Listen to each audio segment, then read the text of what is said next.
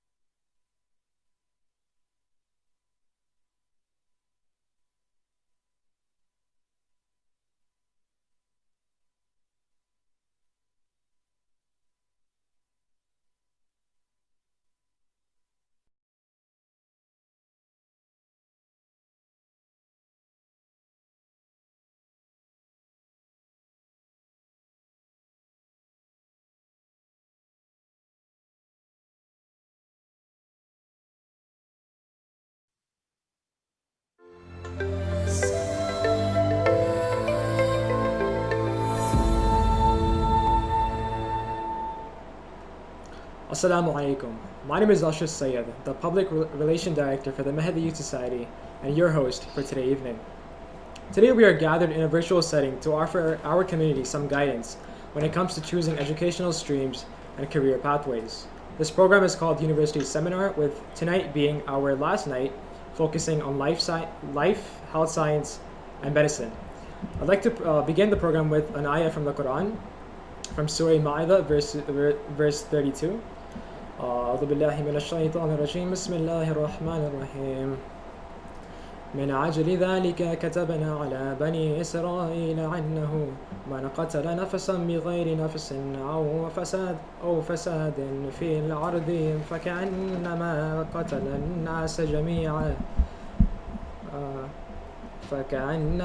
الناس جميعا ومن أحياها فكأنما أحيا الناس جميعا ولقد جاءتهم رسلنا بالبينات ثم إن كثيرا منهم بعد ذلك في الأرض لمسرفون. For the translation, that is why we ordained for the children of Israel that whoever takes a life, unless as a punishment for murder or mischief in the land, it will be as if they killed all of humanity. And whoever saves a life, it will be as if they saved all of humanity. Although our messengers already came to them with clear proofs, many of them still transgressed afterwards through the land. Dear brothers and sisters, tonight we are honored to have two professionals from the health and medical science field who are in medical school. This entire program was focused along having a number of professionals from our community to shed some light on their different pathways that they've chosen in terms of education and careers. The format for tonight we'll start with introductions to these professionals, followed by an interactive presentations from these speakers, followed by a question and answer session where I will be asking your questions to these speakers. This is just a reminder to our audience again that we will be taking live questions from the YouTube live chat. So if any of you have any questions from the presentations that we will be having, please feel free to add them in the YouTube live chat. I'd now like to take a moment and introduce the speakers for tonight. So our first speaker is Brother Nawazish Nakvi, a graduate from McMaster University with a Bachelor of Health Science. He is currently a medical school student at the University of Toronto. Brother Nawazish, Assalamu alaikum, and thank you for being with us here tonight. Walaikum assalam, thank you for having me. And our next speaker is Brother Nadir Chaya, a graduate from York University with a Bachelor of Science in Kinesiology and Health Science. He is also a medical school student at the University of Toronto. Brother Nadir, Assalamu alaikum, and thank you for us here tonight. Giving some insight into their journey to get into medical school, as well as what things encompassed into getting there. So brothers, you both can start us off. I'd ask our technical team to put up the presentation.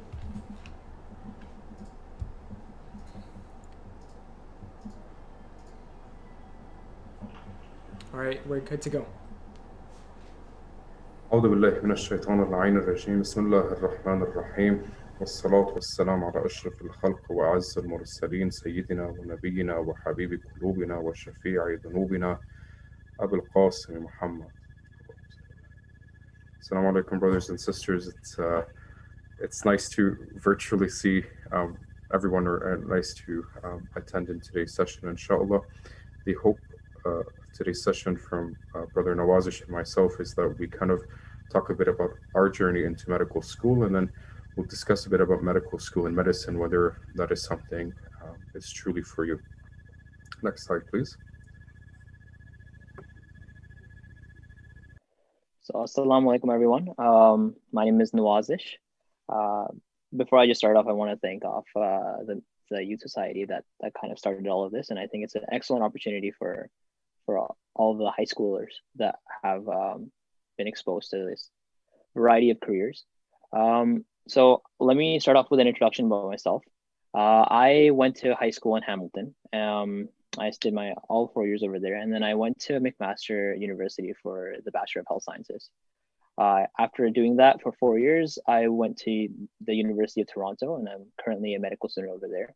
I'm in my second year, and inshallah, I hope to also pursue my career in internal medicine. So I think that it's been a good ride so far, and I hope that this seminar will kind of introduce why we went to medicine, and perhaps give some more tips on what we think is a good idea of what people should do. Next slide, please. And as the host kindly introduced, my name is Nadir Chaya, and I did my undergrad at York University in Kinesiology and Health Sciences. I graduated in 2019. I did the 4-year program, and then alhamdulillah, right after I went into medicine at U of T. And like Nawazish, I'm also in my second year of medicine. Next slide. Now, the agenda for today is up, but inshallah, we're going to walk you on kind of tips for picking an undergraduate program, and then Nawazish is going to elaborate on his program. I'll elaborate on my program, and then we'll kind of talk about whether medicine is for you. And if you still think medicine is for you, if you have an interest in it, then we'll talk about how to apply into medicine, and then general tips at the end for some pre-med students, inshallah. Next slide, please.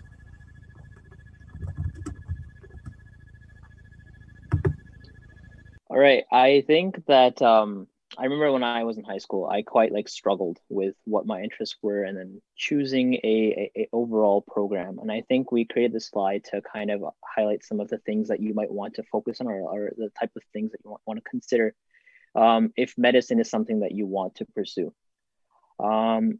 So I would first say obviously explore your interests, explore what you want to do, explore if medicine is for you, and we'll talk more about that in a bit. But when you're choosing an undergraduate program, often they'll seem very enticing with the type of things that they cover inside their course descriptions and the type of courses that they have. But I think one of the key things, if you're pursuing a postgraduate program like medicine, or we'll talk more about like dentistry, physiotherapy, stuff like that, I think a program that's GPA friendly is very, very important, because the focus of, or the way that you choose that you apply for medicine, the key variable in what medical schools kind of screen you for is primarily your GPA. There's obviously other factors, and we'll talk more about that. But if your GPA is lower, and if your GPA isn't as high, it definitely makes it a lot more difficult for you to get in.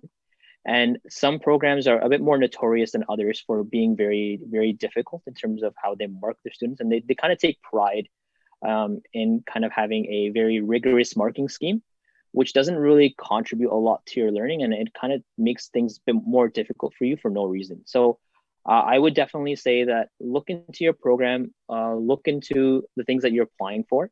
I remember when I was in high school, I like kind of struggled on like how to do this. One of the ways that you could do this is perhaps there's online forums, and they're not really accurate, but what you could do is you could see whether or not people that are in that program kind of complain about that program being like unfairly graded, or assessments are unfairly graded. And then also, like, if you know someone in the program, which is really preferable, you could perhaps ask them about things like, when you take a course, like, do you find yourself being appropriately marked, or if like, is it impossible to do well or achieve academic success in that program? And I think that would really, really help you in kind of guiding you in whether or not that program is for you. Now, once you've kind of figured that out, obviously you want to look into that program itself, look into how it's designed. And I would say that flexible programs that kind of incorporate your interests, and as well as they have some the required courses for medicine, would be preferred. And I'll give you an example of this. So for instance, if you're interested in like sciences or biology and chemistry and physics, you might want to look into a program that kind of incorporates everything into that, but would also give you some flexibility in terms of the way that the structure, the courses are structured, that you have enough elective space to take things that you're interested in, or take things that you might want to balance your courses with by taking like an easier course in one semester in which you have like harder courses. So an example of this would be, like, I went to health science, and I used to have at least 2 to 4 electives, and that just grew from year to year. I used to have 2 to 4 elective space, and that allowed me to really like expand into things that I wanted to focus on, and gave me some like liberty on what I wanted to take in the semester. But courses like, or programs like engineering or nursing, like, they're pretty notorious for not giving you a lot of elective space, because they only have a limited amount of time, and they have to cover things that they have to cover. So you don't have a lot of flexibility on what you want to take or what you can take, and they're kind of difficult in terms of GPA as well. Not to say that in medicine there aren't people who did engineering and nursing as an undergrad, but it just made things a bit harder in my opinion. And lastly, I would say you want to look into whether or not the program also provides you opportunities for practical learning, or things like your personal factors. So like when I chose McMaster Health Science, I told you I was living in Hamilton. It made things a lot easier for me, because I'm not saying that it's hard. It's not doable if you're living away from your house. But like for me, it was really easy because it was a commutable distance. When I was an undergrad, I didn't really have to focus too much about how I'm going to like get things cooked for myself. Like I had everything in my house. I had all like the necessities. I had my mom to like help me out in that sense. But that might be a factor that you might want to consider. But health science as well, like for instance, in our 4th year, we had a thesis course that kind of allowed me to apply the things that we learned, do some research, engage in like some practical learning. It's like a co-op type thing. It's not really co-op, but it's like co-op. So you might want to look into whether your program allows you those opportunities, or if it's just straight on like courses for four years, because that might make a difference in what you're choosing. That's it from my end, Nader. I don't know if you want to add on to that. Yeah, I think Nawazish covered it exceptionally well. There might be a few points that I might suggest, but really GPA friendly is like, that's your golden ticket, right? In Willy Wonka, they have like that golden ticket and the opportunity to own the factory. That's when it comes to programs, that's what you're looking for. I know I've met some of brothers and sisters in the past, and they said, yeah, but we're really into the sciences, or they choose a university because it has a good name, like U of T, Congo U of T specifically, or McMaster and whatnot, and they go to a program that's generally well known to be tough, and they don't go to, like, for example, programs that have a bit more easier courses like kinesiology or like health promotion or health sciences. They go straight into like the biomedical engineering, or they go straight into the biology and whatnot, and I've heard points of like, yeah, we want to be challenged, and they say, okay, like, Bismillah, like, you want to be challenged, but also understand the ability to achieve a very high GPA drops drastically, right? Because they do, for example, in U of T, they're notoriously famous for bell curving downwards, right? Other universities can bell curve upward, and if you don't know what a bell curve is, it's practically the school for each course they need a certain mark. And if you say everyone's doing really bad, right, and they're getting like the average, rather than it's 70, it's say 50, so everyone will get bell curved. So now, rather than a 90 being an A plus, an 80 would be an A plus, for example, right? So the marks to get like a certain letter grade are dropped. Now, if you bell curve down, is everyone's doing really good, and everyone, so for example, so you've got a 95, or like a 95 becomes an A plus rather than a 90, so it's a bell curve down. So I think regardless of what you're going to do, like say you want to do dentistry, physiotherapy, occupational therapy, I think having a good GPA and a high GPA is just a no-brainer, right? Because it gives you a key, and it opens doors for you. And I think that's a really good thing to keep in the back of your mind, that you want to have a high mark, even if you don't want to pursue a professional degree, but at least you have that just in case. And that just in case can really help you out. And program flexibility, and Nawazish kind of talked about being in the same city as his program. And I think oftentimes we get carried away by like this university dream where you go to another, like, and it's very common in the United States, where they go to another out-of-state college or whatnot, and they live in the dorms and they have the fun party life, and I put in quotations, and you get carried away with that, and I think that's what we see in the media. But in reality, it comes with a lot more harms and a lot more hardships that you have to consider. Cooking for yourself, emotional support isn't there, right? Because a lot of times your family are there to emotionally support. Your friends are often not at the same university if you go out of town or out of the province. Just cleaning the house, laundry, and a lot of that time takes away from your study time, and your time for self-care, and your time to concentrate on your religion and your iman and your prayers, because you have to get other stuff done. And at the same time, that's like that's not even including the financial cost of living on resident, which is a lot more expensive. So for me personally, when I chose York University, I was between this and Dalhousie. I had a acceptance at Mac as well, when Mac was kind of like, I wasn't too interested in what I was accepted in, and Dalhousie was quite far away. But when I had to think about it, I was tempted to go to Dalhousie because they had a new program, and I thought it would be really good, and it was interesting. But I said alhamdulillah, like that, I chose York University because everything kind of fell into place. So sticking local is more often than not very good, and having a program that's very flexible, like Nawazish says, and having a lot more electives and being able to choose the courses you want. It's important, and inshallah, like I know in my slide I'll talk a bit more about it, but that's all for mine in this slide. You can go next. Yeah, just before we move on to the next slide, it's okay. It's fine if we move on to the next slide. That's fine. Don't worry about it. But I just want to say, like, the things that we're saying are general guidelines. You'll always hear these stories of like people that went into engineering, went into nursing, got into medicine. That is there. That's definitely possible. But if I just give you like an example, U of T has around 250 medical students, right? You look at their stats, or if you look at McMaster, for instance, they release their stats of who they admit into every year, every cohort. They release that online. You'll have around majority of their applicants will be from science programs or things like kinesiology, stuff like that. You'll have like 2 or 3 engineers, maybe 5 engineers, 10 engineers. My point is, statistically, there's a huge difference between the amount of engineers or nurses that are admitted to medicine, and there's a lot of factors for that. Part of that might be interest, part of that might be other things, but a huge part of that is if you go into a hard program with a hard GPA, it will become harder to get in, and that's what we're trying to say. Definitely pursue your interest, but that's just a general guideline. We can move on to the next slide now. Yeah, and I'm just going to add one point, Nawaz, before you continue.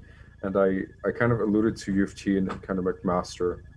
Generally, because they're really famous universities and they're world renowned, it's more competitive and it's harder to get a good mark, right? And like it's kind of like the unwritten law. It's this the not secret secret, right? Like we all know this, right? And even within the faculty, like medicine, if you talk to a few faculty members, they kind of know, like it's a unwritten secret. So keep that at the back of your mind, right? Like as much as pretty as having a degree from McMaster sounds, and sometimes our parents might push us to go, for example, to U of T because it's the best university, and that's how they kind of pigeonhole it to that extent. We have to understand that, yeah, but I got a degree at York University. It doesn't have the greatest, among people, it doesn't have the greatest reputation, right? They say if you can hold a fork, you can go to York. But at the end of the day, it had an easier program, and that's what really you have to. It's the long-term thinking that you have to keep in mind. And like Nawazish says, you're going to find flukes, right? You're always going to find outliers and people who got in and whatnot. But generally, common things are common, and that's what you should be concentrating on. All right. So I'll start off with McMaster Health. And the reason why I put this slide was I recognize a lot of you are high school students.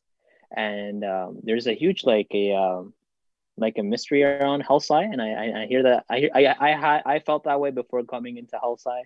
And I hear that all the time now by a lot of people. And they have these like myths that like, oh, health sci is like, they have this like mysterious like marking scheme. Like I have a friend who had like a 99% average and they still didn't get in. Like there's no way that anyone's going to get into health sci. Let me kind of shed some light onto that. So health sci has a very competitive admission process. The reason why that is I think it's gotten some recognition in the past maybe decade or so for having an exceptionally large amount of people that get into medical school from health sci, and that is true. There is a lot of people that go into health sci and get into medical school. It's not a pre-med program, but it is a science bachelor that definitely, I think, exceeds proportion-wise how many students go into medicine compared to perhaps any other program in Ontario, maybe even Canada. I don't want to quote that, but like that's what I've heard. And so the cutoff is at 90%, and people think that, oh, if you get like a 99%, like there's no way that you're not going to get in, because that's how most undergraduate programs work. They look at your high school average and then your grade 12 average, and then they use that as like a admission process. But with health sci, basically the cutoff at 90 means cutoff at 90.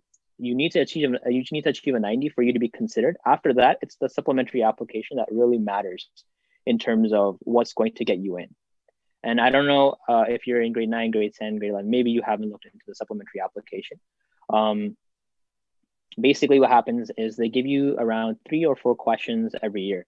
And every year they'll be like kind of like absurd. Like for instance, when I was applying, the question was, and I quote this, like it was why ? End of quote. Like that was it. That was the question. And what do you write to that?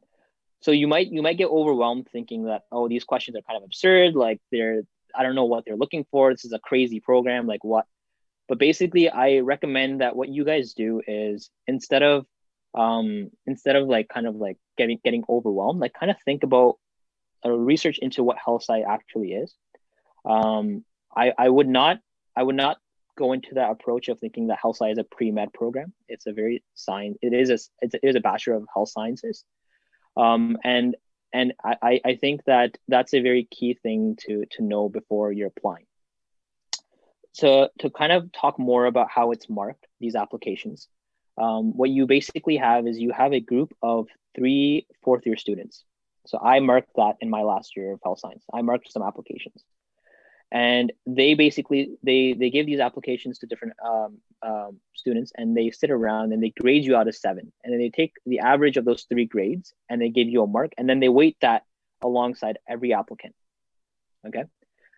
And if you can imagine yourself as like a 4th-year undergraduate student, you might want to think that it's not like a professor that's kind of marking your thing. It is students at the end of the day. They will be your peers. They're kind of just like, they're only 4 years older than you are. So I wouldn't recommend kind of like flexing your way in. I wouldn't recommend you like kind of flaunting your accomplishments, like, oh, like I did this many hours at this place, or I used to volunteer a lot in the hospital, and I think that's given me a lot of valuable skills to get into health science because I'll be a fabulous doctor. Definitely don't do that. Don't mention the fact that, like, if you think it's really important to your application to mention the fact that you're interested in medicine, that's fine. But the reason why I wouldn't recommend that is because, again, you're applying to health sciences. You're not applying to medicine.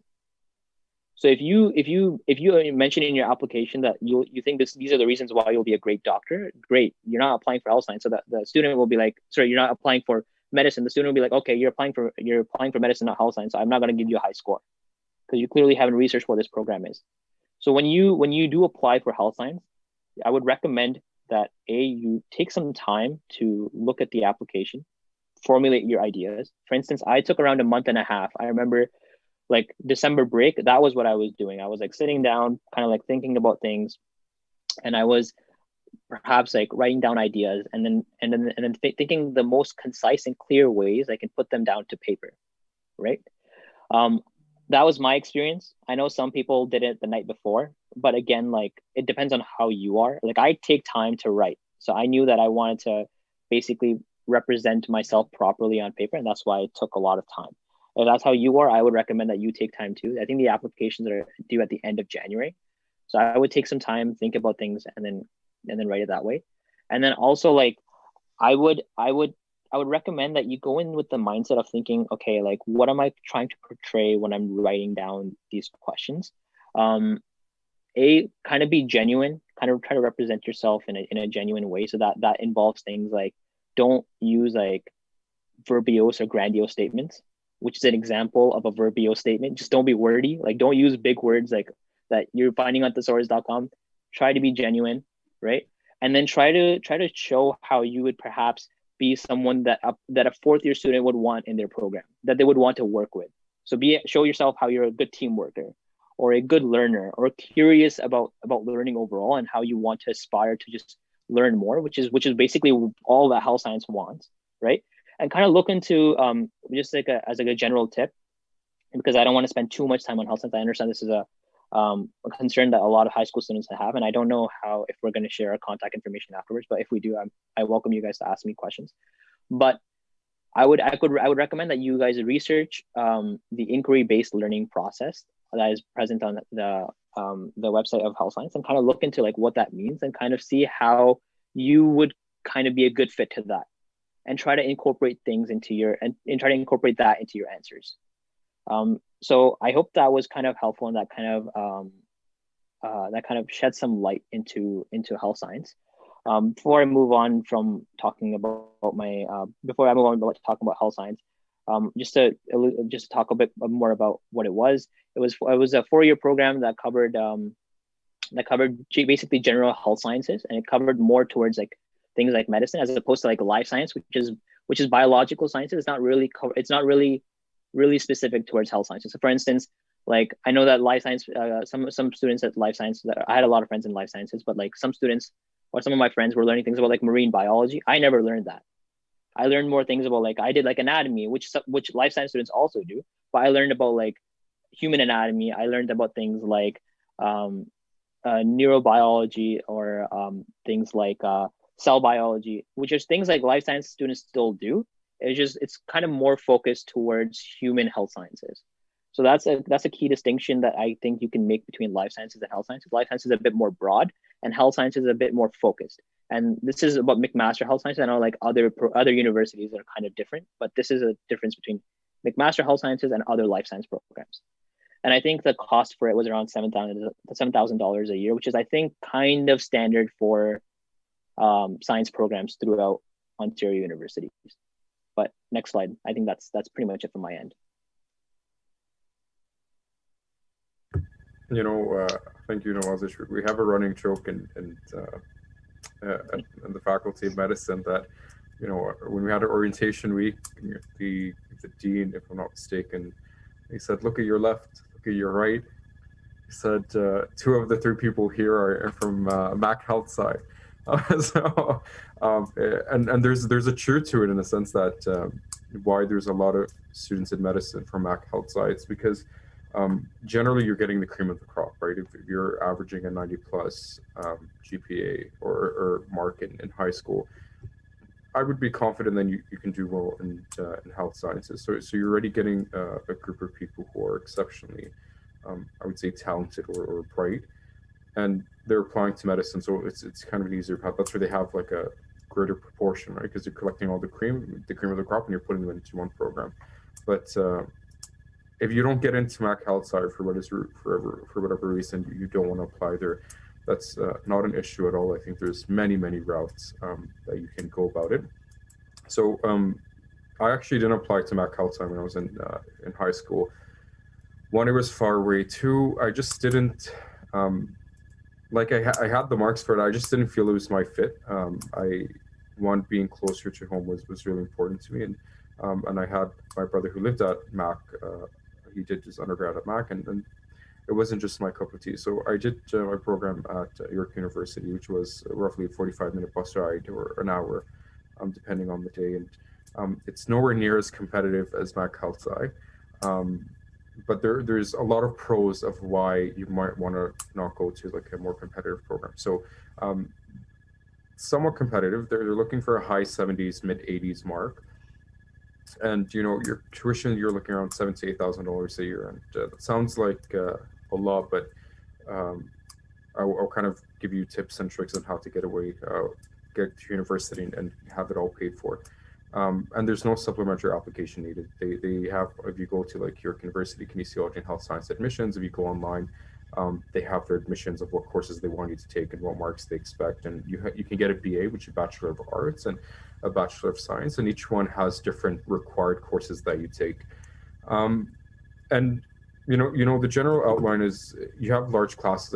I think my first class was maybe 500 or 400 people, and then as you go throughout the years, your classes get smaller and smaller and smaller. And I think I remember had one class that was like 20 people or 40 people. It's like a really small class size, and it's nice because as you get higher up in the years, you get more courses that you can take, and you can specialize, for example, in certain courses. If you're really into like neurology or brain neuroanatomy, like you can take many courses in neuroanatomy, and there's many courses in that field.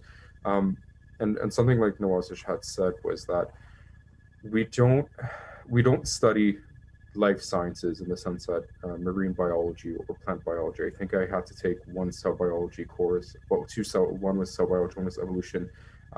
It was, granted, it had some references to like plants and whatnot, but it was very relevant to medicine. It was really relevant to the human body. Everything else you do is human body. You do human biomechanics, which is about humans. You do human anatomy, which is about human. You do physiology 1, 2, 3, and exercise physiology, everything to do with humans. You concentrate on the breast system, the cardio system, the kidney system, and then the multiple systems of the body, but it's all oriented towards humans.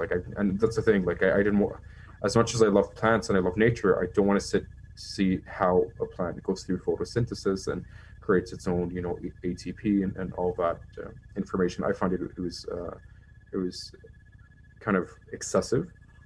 So that's a nice thing about kinesiology, right? So it's very human oriented.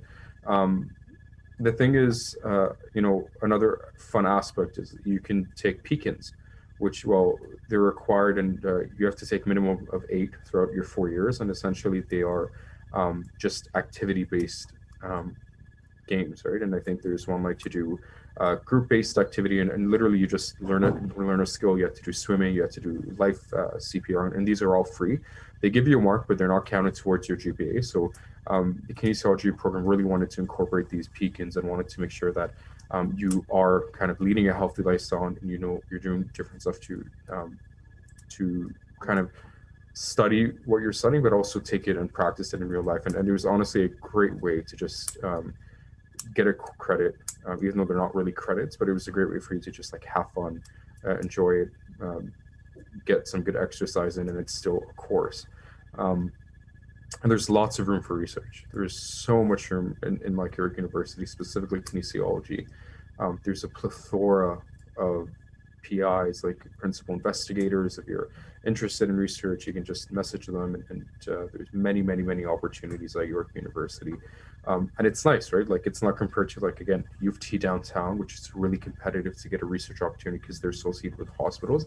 But you can get a few professors at York University who are associated with hospitals like Markham Stouffville or Credit Valley, and they're doing research. But it's easier to get to work with them, right? And you can take courses with them, and you can ask them like right after, like, or at the beginning of the course, like, I'm really interested about what you're teaching. Could we have some time for us to discuss and touch base about your research? And more often than not, you will bear through, but it takes a few practicings, a few tries to try and get at it. And it's, you have the opportunity to diversify your classes in the upper years, in a sense that, like I alluded to, there's so much room for electives. I think in like first year you had maybe 4 courses that are required, and as you go up, it's less and less. It's courses that you have to take. But I remember taking maybe at least 5 or 6 courses in psychology, right? And psychology at York University are generally easier to get a really high mark in. But I just really liked psychology. I liked understanding the human mind, how someone, how they understand and how people interact with each other, and social psychology and abnormal psychology. And it's really fun because like you can veer away to more of what your interest is. And I remember in my 4th year, I think I had no requirements, so it's all elective courses. And the trick to when you're an undergrad is always pick the bird courses. So we talked about picking a university that you can do well. And once you get into that university, a good program, not even the university, a good program that's easy to do well. And now you have to, do your due diligence and pick the courses and the professors that you can do well. So I might have a really hard, course. And for example, York University's organic chemistry is notorious for giving low marks, or anatomy, but I'm able to pick the best professor among these people or among those teaching that would give me the highest mark, that test, easier or a tad more fair or slightly easier. And people don't think this makes a difference, but it makes a world of a difference. I think I remember my first year, I didn't want to I wanted a day off, so I decided to take a course in the evening with a professor, and he was the head of the chemistry department. I'm like, it's not a worry, he would be easy. Inshallah, I'm strong, I'm smart, I'll study. And then I got a mark, it was an A. Second semester, I'm like, okay, I'm going to take the easy prof this time. And I took the easy prof. I'm like, oh my God, there's a world of a difference. Like, I'm not even trying, and then the marks are coming. So alhamdulillah. So I think it's really, really important to really, especially when you have electives, to diversify and do stuff that you're interested in. I took courses on counseling. I took courses on social determinants of health, on, medicine and kind of the social determinants of medicine and all of that stuff. So you can diversify, but the caveat to that is you're picking easier courses, again, to keep your GPA high, because that's, again, your golden ticket. And then, like I said, other than a few topics, it does provide you a good reference for medicine. It's a good base for medicine. And I think the few topics might be like pharmacology, and that's practically all that can come to my mind. Other than that, and you can take courses for that, but I would probably recommend it's not worth it, and you can study it on your own time, and it doesn't hinder you when you get into medicine. And we're going to talk about later on, but when you enter medicine, the assumption is you know nothing, and they're going to start you up from scratch. And this is the key that I think is really important, is the opportunities for scholarship. Now, I think when applied to MAC for one of their programs, with my marks, the scholarship that they gave me was substantially, like, it was maybe a third of what York University was to give me. I think U of T as well has less scholarships, and really, really think about scholarships, especially if you have a 95 GPA and above, and it's your only top 6 marks. York University offers you $4,000 a year, if I'm not mistaken. I think it's $4,000 a year now for every year for the next 4 years. So you get $16,000 for doing absolutely nothing. And you have to keep a GPA, which is really low, like it's really easy to keep. But $16,000 for doing absolutely nothing except maintaining a 95 GPA in your high school, right? And that's just one scholarship, and that's automatic. You don't even have to apply to that. They just give it according to your marks, right? And then usually they give like a $500 like student life, right? And they apply to your card, so you have $500 to spend over the next 4 years on books, or you can spend it on food. You can spend it on different like coffees or bagels, like if you're studying late at night. And these, as much as you think they they don't impact you. They actually do in the long run. And York has so many opportunities to apply for scholarships. And I remember, and even if you're in grade 11 and 12, and this is the perfect time to apply for scholarships. I think there's so many scholarships out there. And inshallah, this is not the point of the talk, but if you're interested, just with my contacts up, email me, and inshallah, I can link you to a few scholarships. But the Loran Scholarship, the TD Leadership Scholarship, and they look for different things. Like if you have high marks, if you're active in your community, even in the Mahdi community or the Mahdi Community Center, or the different Muslim community centers, or in your school, or different stuff that you've decided to start up, or even the Sunday school as well, or the Saturday schools that you're helping out with. They look at that, right? And it's not what you do, but kind of how you say it, and that's very important. Like how do you present it, how you give the idea. So if you're someone who has all these characters and you're interested in applying to scholarships, York University has a lot of scholarships. They literally at times they just hand out money, and I think it's nice to go into an undergrad, and you often we come out, if you don't have support, you come out like $40,000 in debt. But if you can come out with, for example, $10,000 or nothing in debt, and they paying you to go to university, I think that's a great thing. And that's something also to keep in mind, right? Because I think one of the reasons why I chose York University from Dalhousie is just York University, like the scholarship that they're offering me was really substantially more. And that was another reason. It's like, hey, like I'm not paying as much as I would in Dalhousie. Here I am getting some money from York University. Might as well take it, right? And that's something that should, on top of the GPA and on top of the marks, you should keep at the back of your mind, because I feel like students often forget about this, and they see themselves in debt, and second and third year, and it's too late to apply for quite a few scholarships. But that's something to kind of keep at the back of your mind. And was it, you want to add anything? Just two quick things before we move on to the next slide. Just one thing. I know that a lot of people might get disheartened if they apply to health science and don't get in. So if you look at Nader and you look at me, where I'm from health science, Nader's from York, we're at the same exact spot, right? And McMaster Health Science releases around 250, 250 students every year. Let's say about 75% get into medicine. That still means the majority amount of medical students around the province are not McMaster Health Science students, right?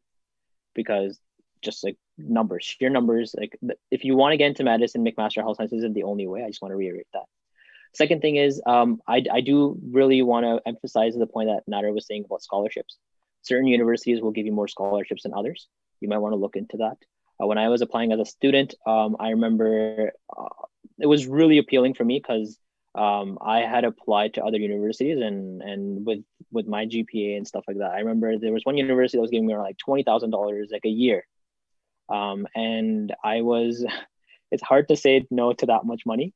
But I chose McMaster, and McMaster gave me like a measly like $2,500 in the first year, and they didn't offer anything after that. So that's definitely something you want to consider. But again, you might want to weigh in everything in terms of your overall goals, your overall choices, because at the end of the day, you get a scholarship for sure. You want a scholarship to help you pay for your undergraduate degree, but your undergraduate degree is what's going to guide you to whatever goal you have later on. So make sure you're choosing wisely when you choose your undergraduate program, and I'll end it off over there. And we can go to the next slide. And we can go to the next slide, but I think Azish has a good point. Always have a plan B. Like you know what I mean? Like never think like health science and that's it. One, have faith in Allah subhanahu wa ta'ala. Like that's we have many hadiths, and keep husn billah, right? Like keep your intentions or pure thoughts of Allah subhanahu wa ta'ala, right? Like Allah's not out to get us, right? He's not like some when a'udhu billah, some mischievous standing in the background. He's like, okay, I'm gonna get Nader this time. Like he's gonna apply to school, and we're gonna make sure he fails, right? No, he's a merciful Rabb. He's a merciful Lord, and have faith in that. And sometimes, like, listen, I was kind of disheartened at the beginning. Like I didn't go to Dalhousie, and I say, like, I say alhamdulillah all the time, like alhamdulillah, because if I had gone to Dalhousie, I don't know if I would have stayed, for example, on the right path. Assuming that not inshallah that I am on the right path, but in a sense, my faith would have been much different. My responsibility to my family would be much different. My relationship with my family would be much different. The friends that I have cultivated would be much different. So there's also blessing in things. So you might have applied to health science, but Allah might have said, this might not be the best route for you. And the same thing in medicine. You might not think medicine's your goal, but Allah says, no, like if you enter medicine, you might lose faith. So it gears you somewhere else, somewhere that will be beneficial to what specifically for you and what's best for you. Nawazish took down a $20,000 a year chance. I don't know if it was me, I would say yes, but no. Jokes aside, I think, like you said, you have to really balance it. Like, for example, if you're in engineering and engineering that you want to do, and you just want the degree, then yeah, bismillah, take that one. But if you have a further goal in the future, which is medicine or dentistry, then you have to sit down and weigh the pros and cons. Now we're transitioning to medical schools, and there's 17 medical schools in Canada. So like the speaker can just press and we'll go and we'll mention each one. So there's the University of Alberta. You can go a bit quicker on these ones. So there's Saskatchewan, there's Western, there's Dalhousie, there's Université de Montréal. So there's quite a few of them, right? I think in Canada, in Ontario, there is Western, Queens, Ottawa, Toronto, McMaster, and then the last one is Northern, which is Northern, which is the Northern School of Medicine, which they only take 70 or plus students, a very small number. Or we can go to the next slide, unless Nawazish, you want to add anything. Nothing else. All right. Sorry, Nader, go on. No, go ahead. No, Nawazish, show. All right. So this is a interesting slide that we made. And I understand that there might be some parents here as well, so I'll try to be tactical when I say this. So I am South Asian, like I hope you guys can tell. In our community, it is a very prestigious thing. It is a very prestigious thing to become a doctor. And it definitely is very rewarding. I chose this path, and I'm grateful for this path, and I deeply encourage anyone who wants to pursue this to pursue this. But before you jump into this, I just really encourage you guys to think about it, because there's a lot of people that sometimes they go into undergrad, they spend 4 years into undergrad, spend 4 years worth of undergrad money and time as well, and then they realize, like medicine isn't really what I want to do. I was trying to follow this because of other factors, and I just realized that it's not for me. So kind of you're in a very safe spot right now to be able to make decisions. And this is why we made this slide. So medicine is a career that doesn't really end, the education doesn't really end at the end of, for instance, once you get into medical school, things are not just it. Like after you get into medical school, you have to do more training, you have to do residency. Then after residency, you might want to do additional training. And then even when you're done, all your training, as a physician, as a doctor, as a surgeon, whatever you are, you have to continue keeping up to date with things, and you have to keep knowledgeable and educated on things that are coming up. So if that's something that you can see yourself doing inshallah, medicine might be a good career for you, right? And as I said, it's a very long career. A long education. And it's quite difficult sometimes to, when you're applying for medical school, it's a quite competitive process. Even medical school can be very difficult. The residency is really difficult. I'll talk more about this. But the most of all, like it is a really expensive career. There are ways to kind of go over the cost, and inshallah, Allah makes ways for us to pursue what we want to pursue. But that doesn't negate the fact that there are costs. So for instance, as I mentioned, $7,000 a year for undergrad, if we don't account for tuition, scholarships or other grants, $7,000 a year for undergrad plus living expenses. Then $25,000 a year for medical school. That's 4 years. So that's $100,000 plus, let's say $28,000. So you're around $130,000 in debt just because of tuition, if we don't cover other, perhaps OSAP and bursaries and stuff. And then even when you're in residency, this stuff is all available online. So basically residency is the training that you have after medical school. So when you graduate medical school as a medical student, you have to do additional training in the field that you want to go into. For instance, let's say if you want to become a family doctor, you have to do 2 years of residency. In those 2 years of residency, you're not making a lot of money. You're making enough money to make ends meet. And that's around, let's say you're working really, really long hours, but you're getting paid around $60,000 in your first year. which isn't what people think of when they think of a doctor. And that's not a lot when you think about the fact that you've spent around 8 years at least of education. There's a lot of people that spend more time because they do undergrad, perhaps they'll do like a second degree, or they'll do like a master's, and then they'll do medical school.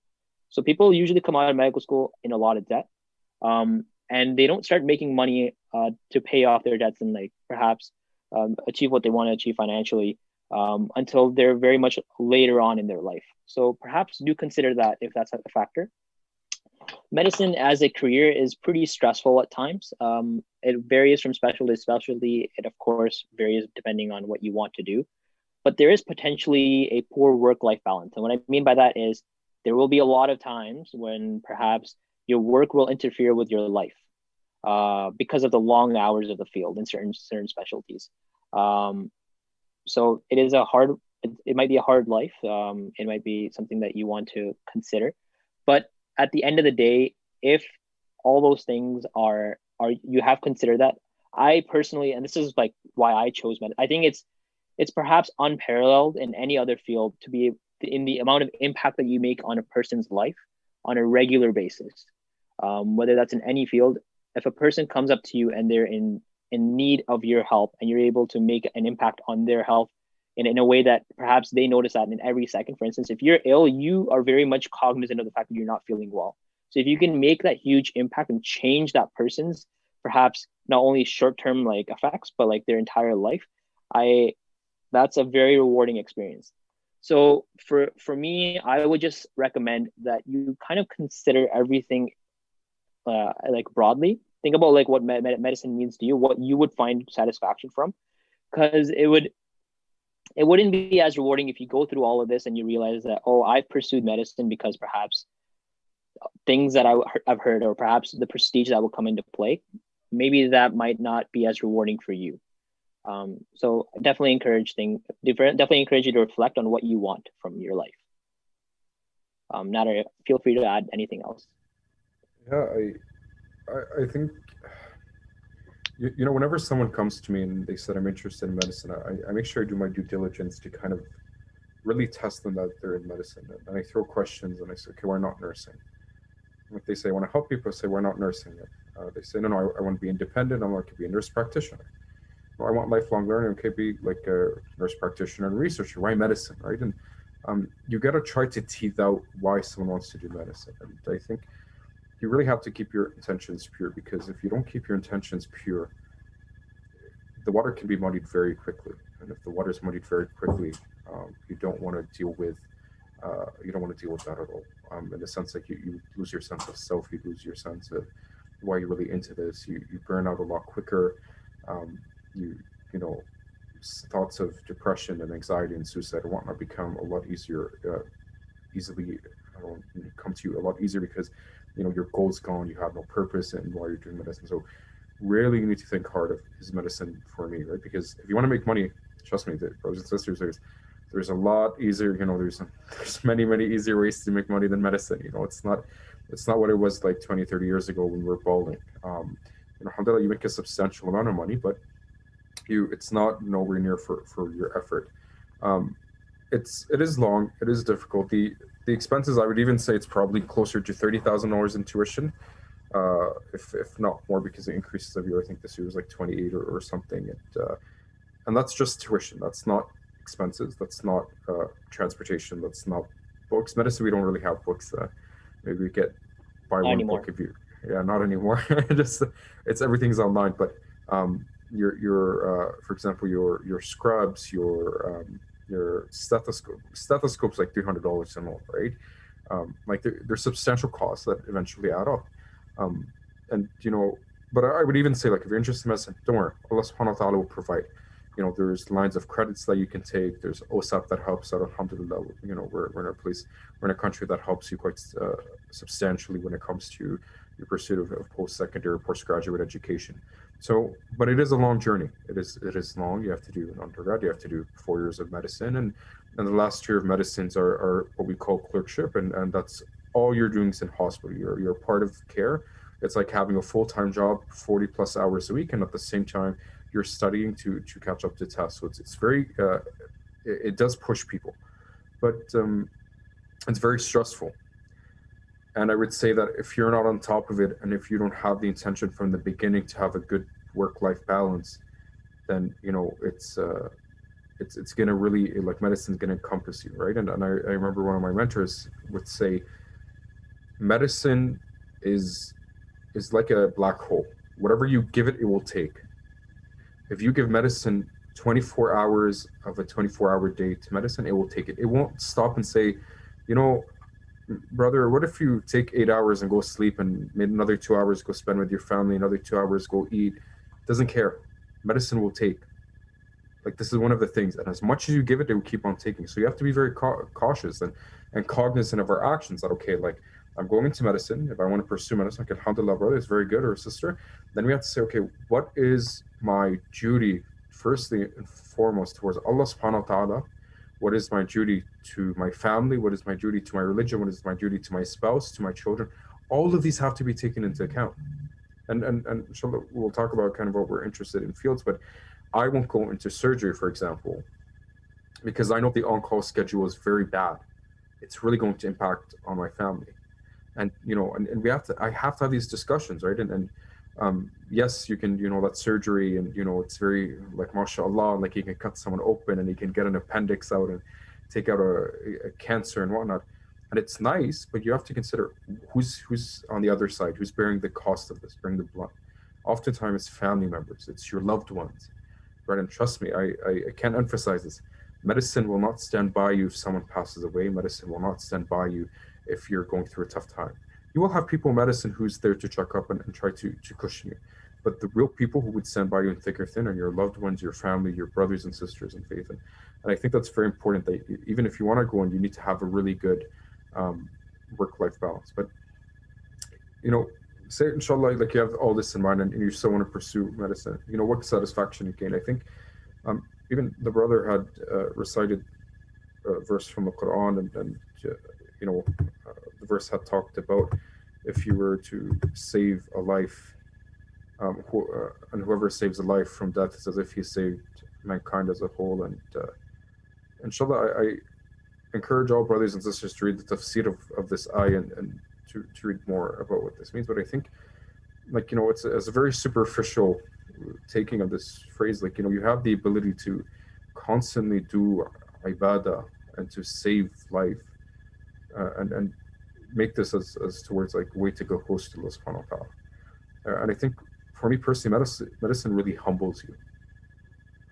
And, you know, if you go in with the right mindset, medicine humbles you a lot. Medicine, you know, you see stuff, brothers and sisters, that, you know, you never see in everyday life. You see, like, a baby who passed away and she's 18 months, or you see a person who's 15 and they have cancer that they're going to be dead in 2 years, or you see, you know, a newly mother who has breast cancer or something, like, traumatic, right? And it humbles you, reminds you constantly that our dunya, the world is very much materialistic. It's very easily taken away, and how insignificant we are. And I think if done correctly, and, you know, if, you know, with the right mindset, I think medicine can get you really close to Allah subhanahu wa ta'ala. And also, for me personally, my parents raised me to just care so much and love, and to go into a work that every day where I can care for people and I can take care of people, and understanding that the shifa comes from Allah subhanahu wa ta'ala, the cure comes from Allah subhanahu wa ta'ala, and that constant connection.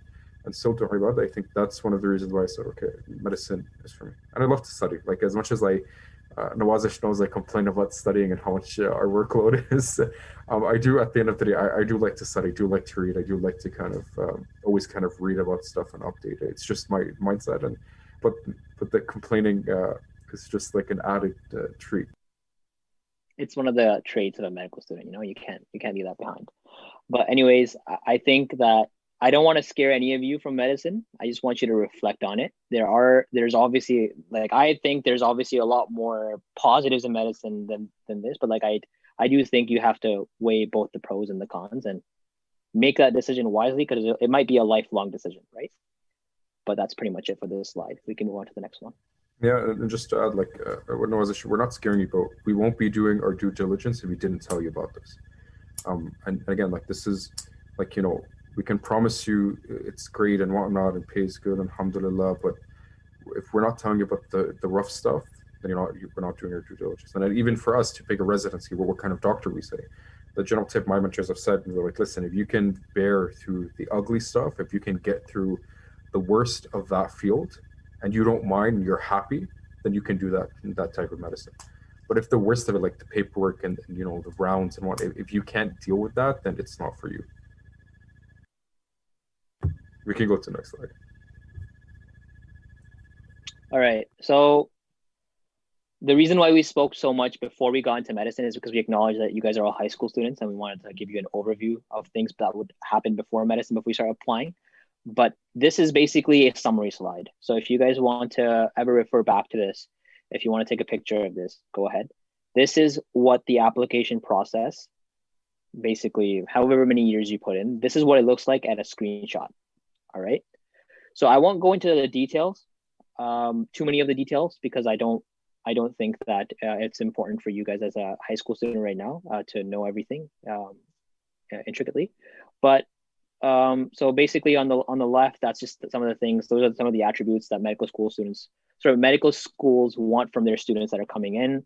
So that's some of the attributes to look for.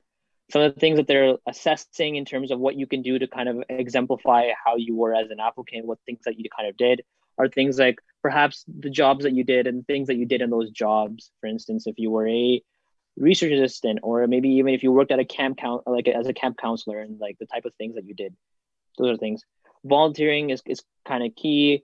Things that like you can do as a volunteer is, I know like a lot, we'll talk more about this later on, but things like hospital volunteering, community center volunteering at like healthcare clinics, stuff like that. Research, again, we'll talk more about later on, and other extracurriculars like certain clubs or executive committees that you're on, sports that you're involved in, stuff like that. And based off all those things, you'll get like references that you'll hand into medical school. And that's basically in a very small amount of time, that's basically what you'll be submitting to medical school to kind of show you as a person. That's what they'll use in your personal sketch, which is, I don't want to go into too many of the details, but that's basically what you have, like an application where you list out these things and you talk about them. And you'll also have essays. Like for instance, University of Toronto has 7 essays that you might want to talk about these things in. Again, inshallah, in the future years, you guys will learn more about this, but that's basically it.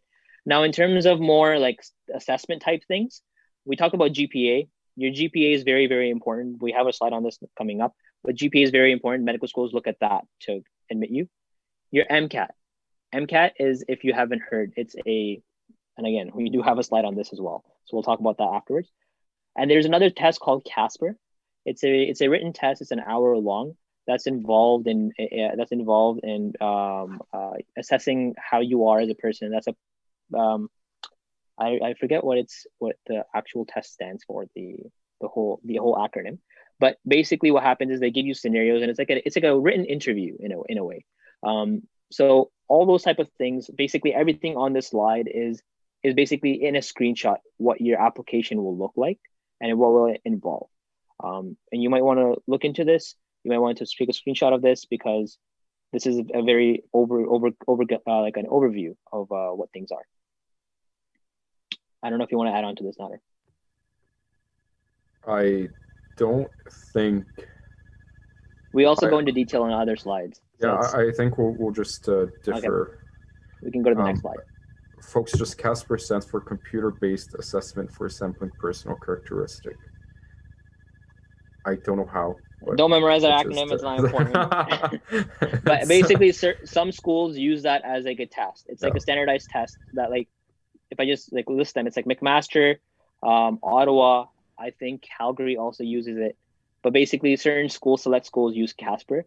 Toronto doesn't, but other schools do, just so you guys know. We can go to the next slide. So I think at this point, I wanted to put this here because it's very important for you as like a high school student to kind of think about this when you're applying to programs. So we included things for U of T, because U of T and Ottawa are the only programs, I think, in Ontario that have specific course requirements for what they want from an undergraduate, like from undergraduate courses that they want. So for instance, just to give you an example of U of T would want the applicant to have at least 2 full courses, which means 2 whole year long courses, right? In life sciences. That could be biology, that could be biochemistry, whatever. and then one full course long equivalent in a social science. So that could be like things like history, that could be things like sociology, certain thing about like language. Like I took medical terminology one time in like Latin, that counted for it. And that's basically like all that's the requirements in what U of T wants. Similarly, I think Ottawa also wants requirements in things like organic chemistry, like one organic chemistry, one biochemistry, like 2 courses in biology, things like that. You might want to look into it. It's not really important for you right now in terms of like, oh, you have to make sure that your undergraduate program that you're applying to has that. Basically, all you need to have is you need to make sure your undergraduate program is flexible enough to allow you to take these programs as electives if it doesn't have that in its main courses, which is what I want to get across. But basically, certain medical schools have prerequisite courses, certain don't. Like McMaster has no prerequisite courses. So you might want to be cognizant of that, and you might want to look into that, whether or not your undergraduate course has that, and how you'll fulfill that in the case that it doesn't. I have nothing else to add on to this slide, matter if you want to go on to that. We can go to the next slide, but I think just something we're going to reiterate is that we're giving a very, very bird's eye view of applying to medicine. And I think if there's an appetite for a discussion on medicine and getting in for those who are in undergrad, talk to the organizers, or inshallah, like if there's events that Nawazish and myself are holding, inshallah, we'll forward them to the organizers. But this is very superficial, and if this is a bit overwhelming for you, especially if you're in your high school, don't worry about this. It's just information. I recall one brother, had come to me, and I think he was in grade 10 or grade 11, and he was talking to me about Casper and the Kahneman rules, these attributes that Nawazish point out on the side, and talking about research and the MCAT, and I'm like, brother, like you're in grade 10, 11, like like mashallah, like you're already you're putting the cart before the horse. And sometimes and what I'm trying to say is concentrate on what's important right now, and when you get to where you need to get to, we'll deal with it, right? And I think for high school folks, it's free to get into medical school and scholarship applications. For undergrad, this would be more relevant to you, specifically if you're in like 2nd, 3rd, 4th year. But we can go next. I could take this one, unless Nawazish, you wanna. Oh, okay, and I'll let you jump in. So the average, I think the average GPA for medical students who applied to medicine and got in at U of T are 3.96. So this sounds high, but it's really, if you plan it wisely, it's not hard to get a high GPA. So I think the GPA is from a 4.0. But if you plan it wisely, and the tips that we've been telling you, it's really easy to do well. So firstly is, plan wisely your semester. And how does that look? If for example I have human anatomy, that was something very tough in our year, and I have biomechanics, both of them are generally tough courses. I probably won't put both courses in the same semester, right? I want to spread them out. And we talked about bird courses and easy electives, and that's what we generally mean, like these electives that are easier, spread them around and about. Nawazish, do you want to maybe talk about these 2 points before we go to the next? Yeah, no, I have nothing. I don't have too much to add on to that. I think that when you're choosing bird courses, there are online resources available, like findmybirdcourses.com. I think that's one of them. But definitely just reiterating that, make sure you find proper courses and balance them out in terms of difficulty. And there's groups, right? For example, York University, they had bird courses at York U, and literally it's just people post like, is this an easy course? Or like, I need an easy science course. I need an easy kinesiology course. And you can just search through the posts in the past, and you're like, or what's the easiest course for human anatomy, professor for human anatomy? So really take advantage, because one, you can get notes from there, like people who have previously, they sell their notes, and I would take advantage of that opportunity if someone has previously written notes and then they're selling it for like electronic $10, and other materials that might help you in a course. And psychology is very specific. Like there's a lot of notes people have taken and course notes, and they're really concise and really good. And take from there, and then planning it very well is a smart thing. Keep a Sorry, just to interrupt. yeah. Sorry, before you move on. And one more thing that you want to be, there's always, I hate to use this word, there's always loopholes and how to get around things. Um, I don't want anyone to to misconstrue this in the wrong way. But what I mean is, for instance, I remember a lot of my peers took organic chemistry. I never took organic chemistry, but some of my peers took organic chemistry, and they knew that McMaster was really difficult in terms of um, like it was just notoriously difficult at McMaster to do organic chemistry. So they went to York University to do organic chemistry because quote unquote York was easier. Um, so what I mean is try to be cognizant of those things. It isn't technically bad to do that or frowned upon, but that is an option. And you can always do stuff like that if you want to save your GPA or taking things in the summer, because I know some medical schools don't look at summer courses. So be aware of that. Yeah, and I love how people come to York. We have another running joke. It's people don't choose York; you just end up at York. So I'm gonna let the audience think about that one for a bit. But I know as a raises a good point, right? There's so many loopholes, especially medical schools. If they don't look at your summer marks, and that's really easy because if you have a required course in your degree, that's really tough, and it's known to be really tough. Do it in the summer. Like it won't count. For example, the medical schools won't count it against your GPA or won't count it to your GPA, but at least you can get it out of the way and do it in the summer. So, and then also there's, you know, I I'm often hesitant to mention this, but I think there's, you know, common things are common, and we might as well bring it up. And some courses have test banks. Essentially, students have access to the test banks purely. I don't personally condone that. You know, I'll leave my opinion out of this, but you know, these are things that people have on top of the notes and whatnot. And um, you know, I'm not I don't condone such action per se, but these are things that, you know, if they're like resources and loopholes that they have, and this is how, like, for example, people at York University might use to keep a high GPA. But on top of that, like regardless of that, I think really being ahead of coursework is important, um, because you know, in university it's very different. Like you come to class, you see that class twice a week or 3 times a week for however many hours, and then that's it. And then you have a test in 2 months' time. No one's gonna, you know, write on the board, chalkboard, or on the whiteboard, test coming, keep this in your mind, study this. You do your homework, you don't do your homework, they don't care. You attend lab, you don't attend lab, they don't care. You fail, you don't fail, they don't care, right? They're there to teach you, like professors are there to teach you, make sure they've done their due diligence. And you have to do your due diligence and study, right? And you might think you have like the world amount of time, you know, as much time as you want. And then midterm season hits, and then you realize, oh my God, I have 5 exams in 2 3 weeks, and I even haven't studied for one. How am I going to study for this one? Then you end staying up all nighters and whatnot, and it's not going to be good.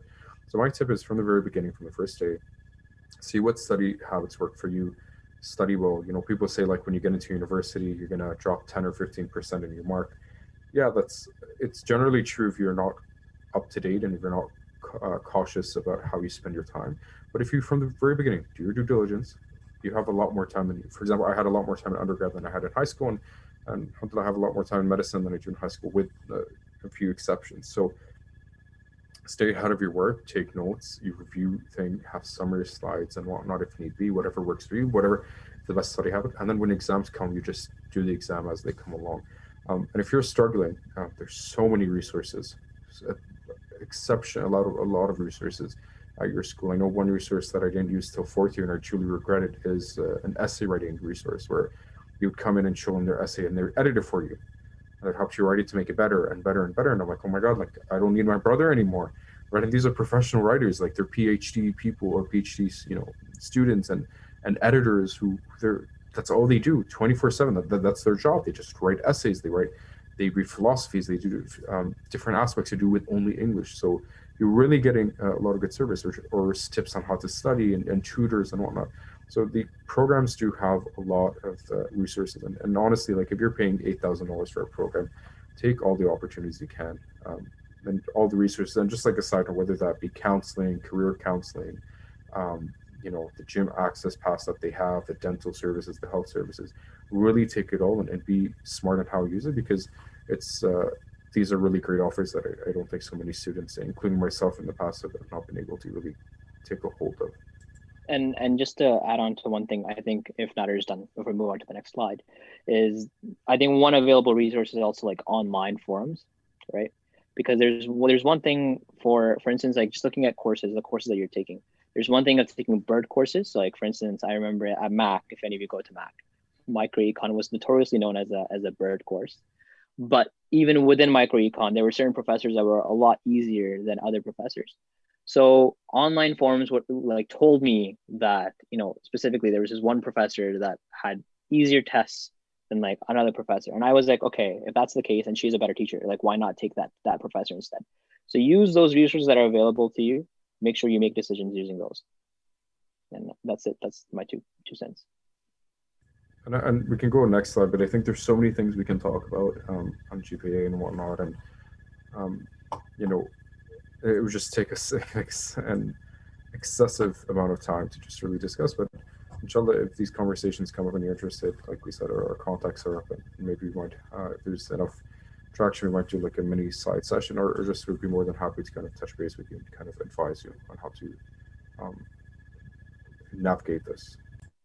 So in terms of this slide, I think this is one of the key areas that a lot of people have like a lot of myths associated with med school. I remember when I was coming in, there were so many things that I heard that are just blatantly wrong. Like for instance, I heard that you have to have research. When you're going volunteering, you have to have like this like volunteering trip internationally. Like you go to somewhere like, in for instance, like I remember there was like a Haiti trip that happened in my first year that a lot of people went and paid a lot of money for, and some of them really couldn't afford. Like they should have spent that money somewhere else, unless they actually wanted to do that. But if they were doing that for the intention of a medical application trip, they, in my opinion, they wasted their money. And these are things that don't like fall into the trap where there's like this like false information circulating about what you need to do for medical school. Medical school is kind of flexible in terms of what they're looking for.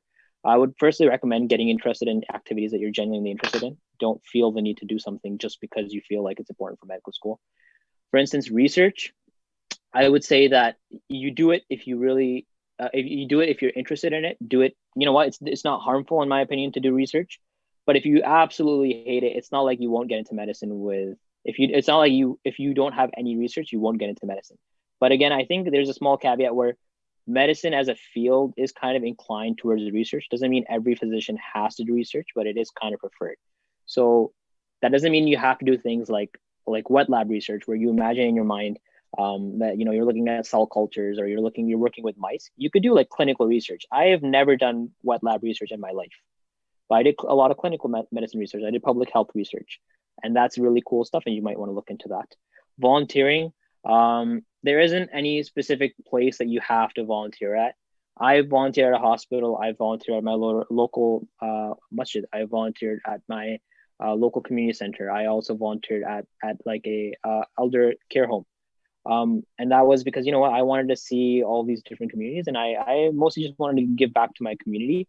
I would just say like there are certain volunteering positions that give you certain skills compared to others. Like for instance, when I think about the volunteering that I did at the hospital or with the nursing homes, it gave me a very valuable communication skills. I learned how to perhaps listen more, be a better listener, how to communicate more effectively.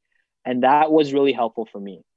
So kind of sometimes think about, like, of course you want to give back to your community, but sometimes your volunteering can also give back to you. It can give you skills, and you might want to look into that. There's also like volunteering opportunities when you volunteer for research, for instance, like you do clinical research as a volunteer, which is pretty cool.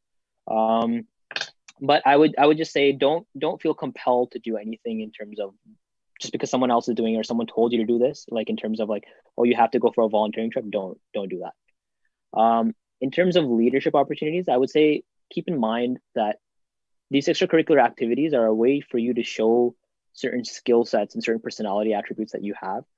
And what I mean by that is if you get involved in an extracurricular activity, like for instance, if you get involved in a club, like a charitable club or a research club or something like that, or even like, I know like some people were in student association clubs.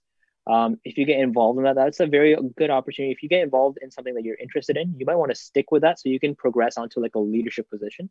That would be a generally helpful thing for medicine. And lastly, I would just say you can have a lot of variety of things. Don't feel pressured for anything. I think I might add one or two points to that, and I really want to emphasize, really hit the point. Research is not necessary. It doesn't hurt you. It helps, but it's not necessary at all. Like Nawazish, I didn't do research in a wet lab. Well, maybe for a month or two, and then I realized wet lab research is not my cup of tea. I had an immunology professor, and he was really excited about cells, and I couldn't see the excitement, so it really didn't transfer well. And again, I've never published. I think I had my name published online, but like we never had. I don't know if Nawazish in your undergraduate any publications in a journal. Yeah, I do. I have one. Okay, mashallah. So he is from outside, folks. I mean, okay, look, listen, you don't need a publication either. Like, if you're involved in research because you want to be involved in research, like that's good enough. For sure. I'm gonna kind of work against my point now, but no, really, honestly, folks, publication's not necessary. Like I'm here, I know many of my colleagues in medicine don't have publications. Research might not be your cup of tea. I'm more interested in the human than I am in, the dynamics around like the cells and the basic sciences aspect of research. So, and remember, medicine or these medical schools are looking for ways you can encompass or embody the attributes scholar, right? In that sense, a scholar, yes, is a researcher, but at the same time, if you're teaching at your mosque's madrasa, that is very much more a scholar, right? If you're a teacher, if you're a tutor, these are things that show scholarship, and these are important as well. And I would say that was my strength in my in my application, because I was teaching. I had a job teaching, and I also was tutoring for X amount of years, and also, I was involved in my mosque's, Al-Huda's Arabic school. Nothing to like an extent, but I was also involved in it as well. So they also look at that in a very important way. Regarding volunteering, again, I'm a someone that swims against the reverse stream, but I've never volunteered in a hospital. I've never volunteered anything in health related. Like I haven't stepped foot in a hospital for volunteering. And again, it's not mandated that you have to. It doesn't hurt. No. Does it help you? Sure, it does. It can, but it never hurts you. But again, I volunteered in what I was interested in. That's more, for example, mentorship, leadership, hosting events for at mosque, and hosting, like, for example, stuff at maybe Al Huda, or hosting going to this camp and helping out with this camp. Like, that's what I was interested in, right? And then I think keeping that in your life is really important, and making sure that comes out through your application is also very important. So don't sweat if you don't have volunteer experience or help. But again, and what's the most underlying of all this, and I alluded to this in the beginning of our talk, is it's not what you do, but it's how you present it. And I think it's very, very important. I'll give you an example. Like, you could be tutoring someone, or you could have you can be a tutor, and you've been for 5 years tutoring people younger than you, and tutoring your colleagues, and you can say, I tutor people and I get paid. Or you can say, I have a tutoring company, and I've employed, say it's you and your friends, and we've employed over 5 people or whatever, and we have over, say 100 or 150 clients. Every time you sit with someone, it's a client. Right? What is a company? It's an entity that provides a service or a good for a fee, right? And you're providing your service for a fee. So you're not lying, right? I want folks to be, you don't want to lie your way, because, there's the life of a lie is very short. It's very easy to catch a lie, but you want to present in such a way that's more palatable. So when someone looks at that, compared to just saying I'm a tutor, or to, Nawazish has his own tutoring company, like, mashallah, like, he must be important. And little do they know, Nawazish is just him tutoring his little brother, or tutoring his friends from the mosque and whatnot. But perception is very important, right? I think perception's more as important as reality sometimes, and I think this is a time that plays well. Any commentaries, Nawazish? No, I think you raised a fine point about how you present things, but I just want to emphasize one more. I'll give an example too. I want to emphasize that if you pursue what you think, things that you're actually genuinely interested in, things happen that you never imagined to yourself like happening when you first start undergrad, or when you finish high school. I just to give you an example, I remember I had come into undergrad, and I had seen one of my senior fellows, like, he had gone to this like research opportunity like abroad, and I was like, oh, like I wonder how that happens. And I never really like wanted to do something like that, but I was just like, oh, that's cool because he's doing like engaging research that, like that seems impactful. So I wasn't really interested in like wet lab research, and I did feel pressure for that when I was going into undergrad, because like it seemed like everyone was doing that, but I was interested in like public health research, for instance. And being interested in that, I somehow managed to find a job that was involved in public health. So I started working in a public health lab. And then after that, because I was interested in that, I found out there was a scholarship opportunity which would pay me to go do public health research abroad. So I got a chance to go to Australia. And this is, I'm giving you guys examples because this isn't something that you have to do. I'm just showing you how things things happen when you're genuinely interested in them. So the point of that was, because of this interest that I had, I not only found like good opportunities, good mentorship, I found good experiences that I was definitely able to use in my medicine application, and that I still that very much impacted me to who I am today. So if you follow those interests, they will not only make you a better applicant, it will genuinely make you a better person, like on a personal level, but also a better professional on like a physician level if you inshallah go into medicine. And that's what I have to say about that. I think we can move on to the next slide if you don't have anything else to say now. And like one last commentary, and I'm cognizant of time, is I was also, even, like you keep your intentions pure, and I always want to relay this somehow back to religion, to Allah subhanahu wa ta'ala, because everything is the essence, is from him. He's the source of everything. He is all encompassing and is everything, period. Even the work that you do in your community, your mosque and whatnot, and I think put that at the forefront of your endeavors, right? Because like having a session in your mosque about post-secondary, and even sessions like these ones, are so important, can be done, can look amazing on your CV and your resume and whatnot. And I think even though the impact you would think is small, but brother, sister, you're serving your community, you're serving your fellow Muslims. Bismillah, do it. And at the same time, you can use this as on your resume when you apply to medicine or other professional schools.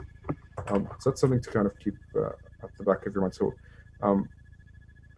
I generally defer Nawazish MCAT stuff to Nawazish, but essentially I'll give you like a quick overlay, and Nawazish can give you more tips on the matter. So the MCAT is like a standardized test you have to take for medicine, and they give you marks based on, it's relative. So it's as however good people do, it's based on that. So it's not against like just like an A, like a 90 is an A or whatever. It's relative. So it's many subjects. It's an 8-hour exam.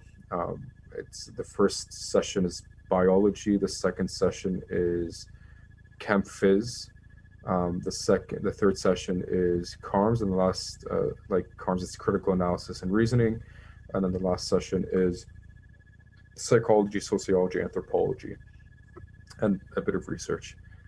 So it's an 8-hour thing. It's you generally have to dedicate 2 or 3 months of studying for it, and people do it in their summer of third year, summer of fourth year, or later, depending how much. And I think the test roughly costs around $450 American, Nawazish, or like somewhere around that ballpark, like a couple $100. That's basically, yeah.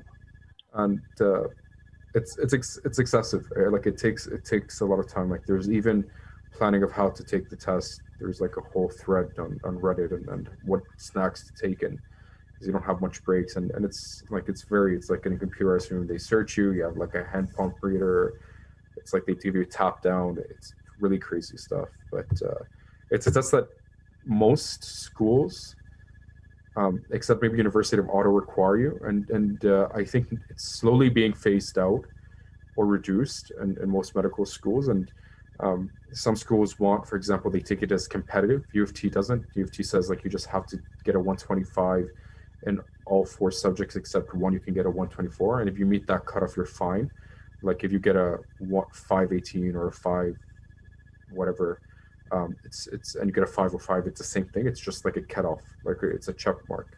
And then what you get graded on, or what you get examined on, is your application that you have, your reference letters, and then they decide, and your GPA. That's how they make a decision of whether you get an interview or not. And then, no, take it away with the more, because I know you did better Sure. in the MCAT than I did.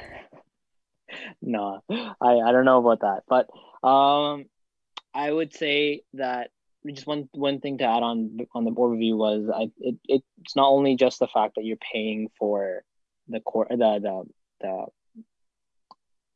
sorry, it's not only the fact that you're paying for to take the MCAT. It's also the fact that you're losing out on time that you would have made money on, like working in the summer, for instance. Like I paid for my undergrad by working in the summer, and like that summer was not only time that I didn't get to enjoy, but I also like suffered studying for the MCAT.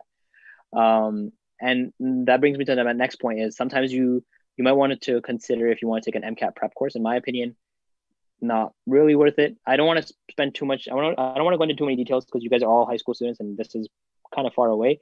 But in my opinion, I don't think prep courses are that worth it. They're expensive. They just repeat things that are in the textbooks. Buy textbooks if you want to. Learn that on your own time. That's pretty much the same thing. There are very valuable resources online that are free as well, like Khan Academy. You might want to use that. But that's basically it. In terms of how I would practice, I definitely, unfortunately, like I wouldn't recommend speeding through it. There are some like I remember like when I was studying MCAT, there was like for the MCAT, there was like these like YouTubers that were like, oh, I studied for the MCAT in like 2 weeks. And like I scored like a crazy high score. That's like a exception.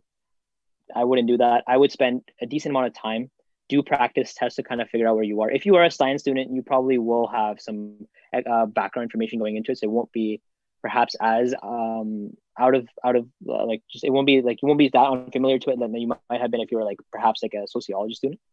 But of course, take your time. And one of my last remarks is really don't underestimate the CARS section.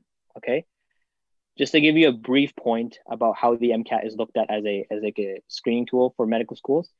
In America, they take your overall value. So like if you're applying to Harvard, they want like a cutoff of like a high cutoff of like maybe like a 525. I haven't looked. Don't quote me. I didn't apply to Harvard, but they want like a high cutoff and they only want you to take it once. So that's how American schools look at the MCAT. They value it a lot more.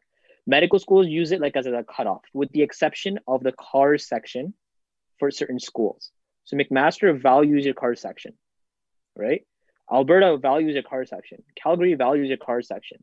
I think all the other schools have just basically a cutoff.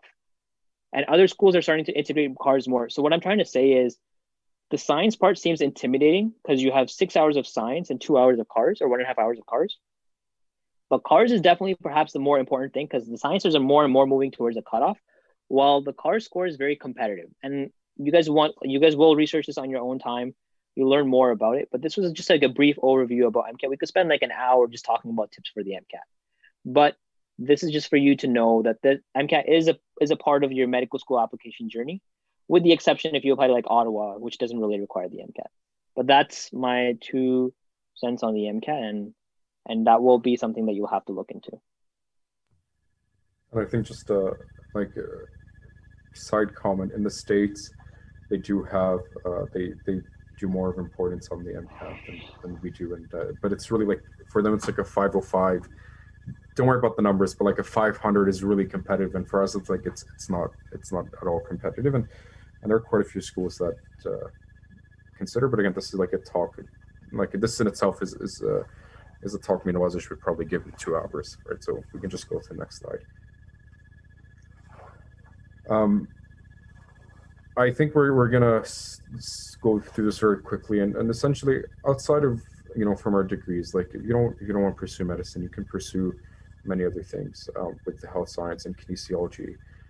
There's dentistry, pharmacy, midwifery, optometry, occupational therapy, physiotherapy, and there's quite a few of them. You can be even a kinesiologist after you get my kinesiology degree. You just have to take a test. I think it's like their pay is like $40,000-$50,000 a year.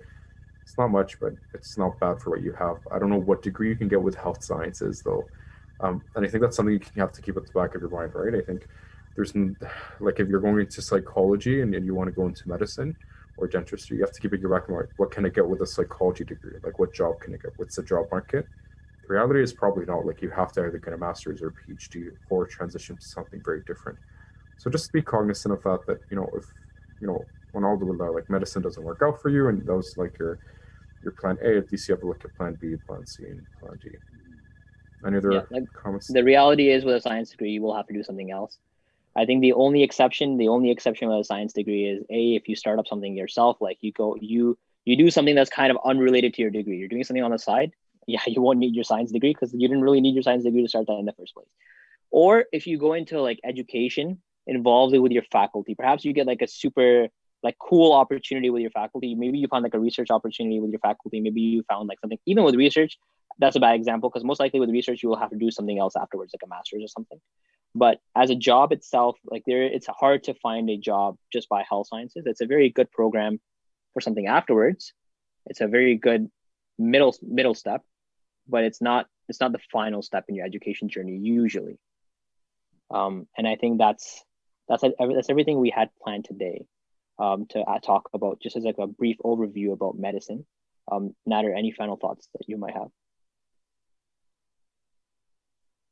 I think that's a great overview. And I think, again, like people ask us, like, what kind of medicine do you want to become, or what kind of field of medicine, like what kind of doctor do you want to become? And it's pretty, I find it ironic because all my life I'm like, I want to be a doctor. And then I got into medicine and they're like, okay, what kind of doctor do you want to become? And I'm like, man, wallahi, I don't know.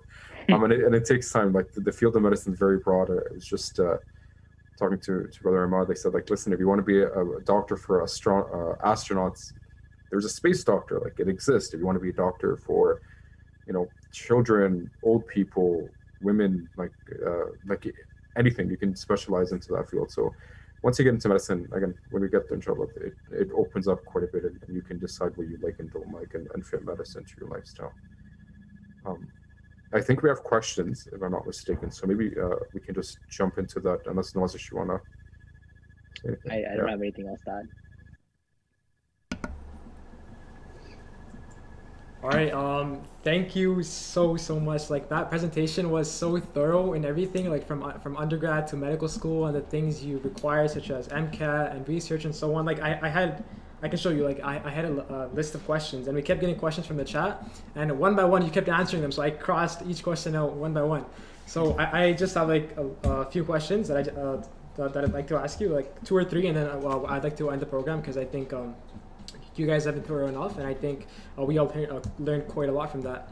I just like to ask a personal question to the both of you. So, Brother Havazish mentioned how choosing medicine is kind of like a thing that people in our community have a very high idea from, or like something that parents encourage their kids to do at a high extent.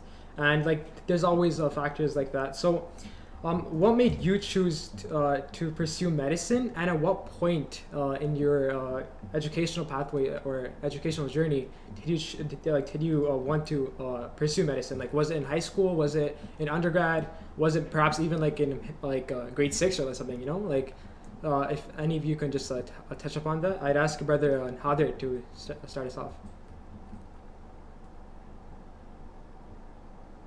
Sorry, brother, you want me to start off, or you want Brother Nawaz to start off? Brother Nader. Brother Nader. Okay. Yeah. So, this is, well, again, I think if I understood your question correctly, like, what kind of pushed me towards medicine? Yeah. And again, like, it's a multifaceted answer, in a sense that one part is how I was raised, and I alluded to my parents and how my mother raised me of caring, and I think that you have to care. If you don't care for, if you don't care, as much as you try medicine, it's not going to come to you, right? You're going to get tired of it. You're going to get drained very easily. And I think the love of inquiry. I'm very someone who's I love the human body, and I think my faith grew when I started understanding the human body more. In a sense, like, I would look at a complex system in the human body, and like a small microprotein, like a small amino acid, like that's the smallest, they say proteins, like the smallest marker of a protein, the smallest kind of ingredient to make a protein. If one of them's off, you have a plethora, you have many issues in the human body, many issues, and some of them very deadly. Some of them, you have children that aren't viable, they're going to die in a matter of a few days, a few months, a few weeks. And and I'm just fascinated. I'm like, subhanAllah, like how is it that we have such complexity in the human body? And I recall my professor once in third year was saying, or second year, he says, the probability of this working just once, like he was talking about a system, like I think the RESP system or something like that, and he said it's amazing, like it's beyond human comprehension, but it working more often than not, like every single time, it blows your mind. Like, and I said, like, subhanAllah, like this is like this. Do you need more proof of a creator? Do you need more proof of a just maker? And this is just one system. I imagine every other system. So that was just something that piqued my interest, and again, the ability to care for others, and also to the ability to give back, right? In a sense, like you take this position, you become a doctor, and then your duty becomes pushing people forward, like pushing, bringing people up, lifting people up at the same time. Like you never stay and you stay on top and you say, I'm the only doctor in this community. Anyone who transgresses, we're gonna have a problem. No, you bring more people up. You encourage others to come in, and you at the same time you push a change into. You give an Islamic touch into medicine, right? Rather than what it is now, which is a very secular perspective of how you look at the human body model. So then that's generally the ideas that I have of why I chose medicine. And sorry, if you don't mind me asking, at what point did you decide that medicine is right for you? I want to give you the stereotypical answer. Like ever since I was like a child, I knew medicine was for me. I think quite young. Like I think even before high school. And I would say I'm a fluke. But I think in high school or in grade 10 or 12, I said, what? It was either plays baritone saxophone in a band, which I knew wasn't a feasible option, or medicine, right? But I think from that age, it was like I had an interest in the human body and an interest in that, and it kind of built over time. So I think that is when it started, but it's very common to see that across the spectrum. But again, if you have an interest, even if you don't know if you want to do for sure, if you have an interest from a young age, I would recommend that people go to an easier program and do everything they've done. Even if you don't end up in medicine, you end up in dentistry, physiotherapy, at least you set up yourself up for success. Awesome, thank you so much. And Brother Havazish, if you can also just answer that question. So, sure. Yeah. I wish my answer was as deep as Nader's, and I was thinking that profoundly, like when I wanted to go into medicine. Unfortunately, I was a lot more simplistic when I chose. So I think internally I kind of made the decision around grade 11. I made the final decision in grade 12 when I chose health science, and I was like, okay, this is something what I want to do. I had a couple of reasons why I chose medicine as a career. One thing was, so my father is an engineer by profession, and I don't want to hate on engineers, like overall, I understand. They do a very valuable job, but I saw my father putting in very long hours, and he used to work for this like IT company, and he put in these very long hours for the sake of a company and their product and their profits, basically. I didn't want to dedicate my hours, my life, and my time for the profits of for a company, for a single entity. I wanted to give it back to community and give it back to people and kind of help them along their way. So I wanted to enter a career that would allow me to do that. The second thing was I really, really liked science, and I liked the biological sciences. So I wanted a career in that pathway. And I think medicine there are a lot of fields within the healthcare field that allow you to help someone that are obviously dedicated towards the well-being of other people. But I think medicine is a very critical, like at a critical position to kind of be at the correct place, to make the decisions, to kind of guide people in the right way, have the perfect amount of interactions, and just like be able to make the decisions with the patients to kind of make the most amount of impact. And I discovered that along the way as I went through undergrad. But those were some of the things that I was kind of thinking about in grade 12 when I made the decision to kind of pursue medicine as a career. Awesome. Thank you so much for sharing.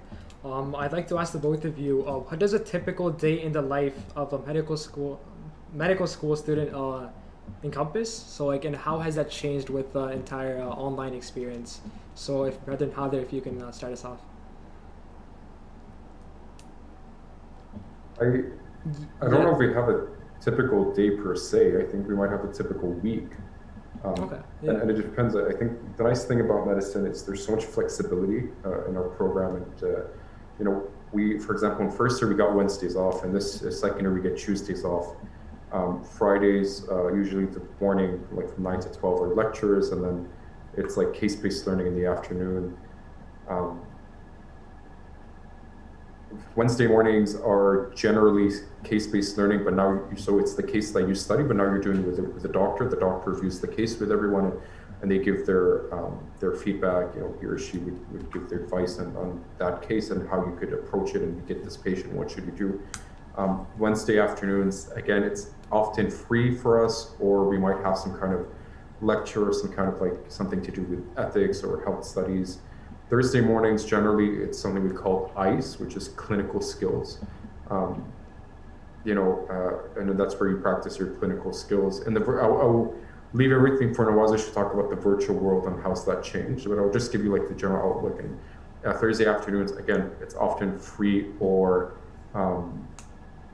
we might have a class of some sort, or ethics. And then Monday is usually we have some kind of case-based learning, or we have like clinical decision-making workshops or some kind of workshop, and then maybe a lecture in the afternoon. So it really does change. It's not every set, except like a few things like lecture, Friday morning lectures and CBLs, like those ones are case-based learnings, like those are set in. Everything else just fluctuates. And like some days you get like you only have to be in class for like maybe 4 hours in one day, and that's for like 2-3 days, and then other days like you're there from like 9 a.m. to like 5 p.m. straight with no break.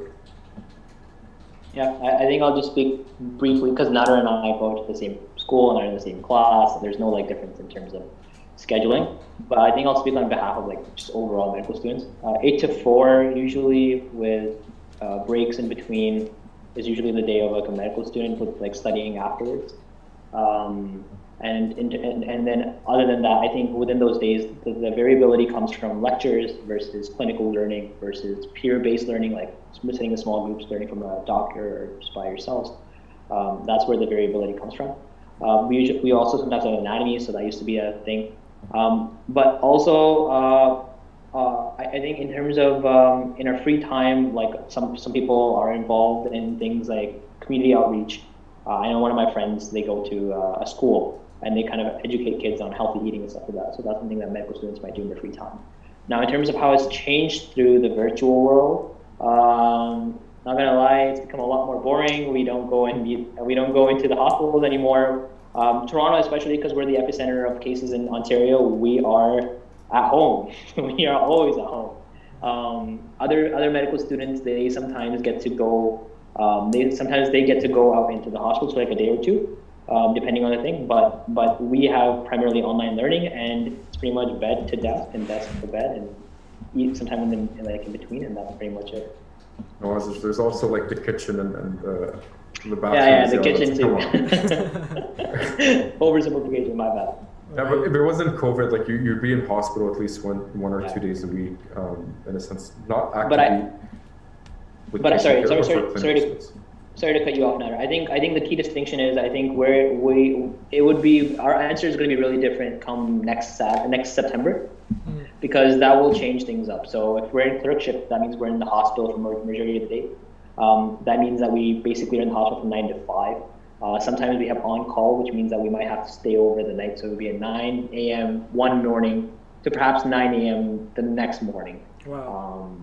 And that's not like every day. Like you obviously have a break after that, but majority of your week will be spent in the hospital. Are we like a 1 in 3 or 1 in 4 days? So every 3 days, every 4 days, you do one of those, depending on the shift. Okay, makes sense. Thank you so much for sharing. I'd like to shift the questions towards finances now, because I know like one thing that medical school students are known for are having a lot of debt by the time they're done. So my question to you is, how have you found ways to finance your undergrad and medical school journey? And what are some tips you'd give to the audience in terms of approaching this? So if Brother and Nader, if you can also start us off again with this, please. I was, when Brother Nawazish was mentioning how he used to work in the summer to pay off his undergrad, I sent him a message. I'm like, where'd you work to get so much money? I needed the link for my medical school, but Jokes aside, I think I wouldn't worry about finances in medicine in the sense that alhamdulillah, every medical student practically in a Canadian medical school, you walk into a line of credit, or you walk into a bank, they'll give you a line of credit like right on the spot. Like unless you have some really bad history with credit and you got some really bad things, like you don't need a co-signer and it falls on you. So that's one way to finance your thing. And I usually say that's not your money. Remember that the $1,000 you're going to pay now, when you pay back 5 or 6 years on run, it's going to cost $3,000, right? Because of interest and that accumulates. But scholarship, again, we emphasize the importance of scholarship. You could do OSAP pays a good chunk of your medical degree in undergrad, saving money and being very prudent with your money, right? And frugal.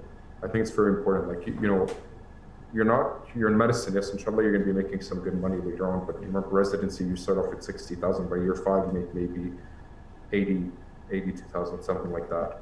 And then you jump to like the couple hundred thousands and whatnot. But remember, you're not living the high life yet, right, brothers and sisters? Like, you have to be smart, you have to be cautious.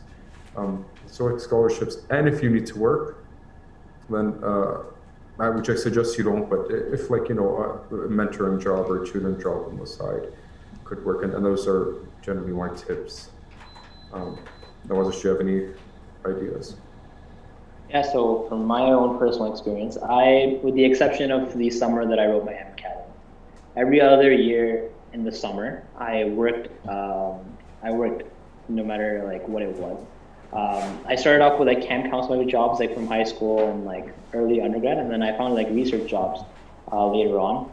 I would kind of reiterate what Brother Nader is saying, where in undergrad you kind of do have to worry about how you're going to pay for fees, but in medicine you don't have to. Obviously, like as a person, like I personally don't like using the line of credit as, like I try to avoid it as much as I can because of the interest and the fact that it is a loan.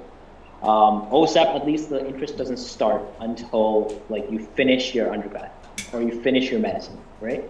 Line of credit starts the minute that you take it out. So I would say that try to work in your summers, try to work in your free times if you can. There are usually, when you go into university, you'll find that your university has job postings. So I found my research job through the job postings, like the website that the university gave. There are other jobs out there. You can work as a librarian, as a library assistant, for instance. And then aside from that, what you can do is you can apply for scholarships, grants, bursaries. That's released on a semesterly like basis too. So I would just recommend that in undergrad, definitely try to be frugal. Don't waste your OSAP money on like trips, which is what I've heard some of my friends doing. But in medicine, you do have a line of credit, and I think the faculty is that they give considerable amount of grants if you need it. So that's the way. And just a quick thing, like if you feel that you're not going to make the payments for medicine, or you don't have the money, I know like U of T has a scholarship for like $50,000 for those who need it for like a $50,000 bursary, they call it grant, and let's give them like 20,000 first year, and I think like 10,000 every year. And you can apply for grants as well on your scholarship. You can apply. So there is a substantial amount of money there, and usually the saying at U of T, and I think all middle school is we don't want finance to be a reason why you don't pursue medicine. I think truly, you might have to take a loan. We're not everyone's comfortable with it, but it won't be a reason why you don't pursue medicine. Okay, thank you so much. And this would be the last question to the both of you. So Brother Nader mentioned about how like the Muslim community or like a way of giving back to the community was one factor that he considered while applying to medical school or choosing that as a major.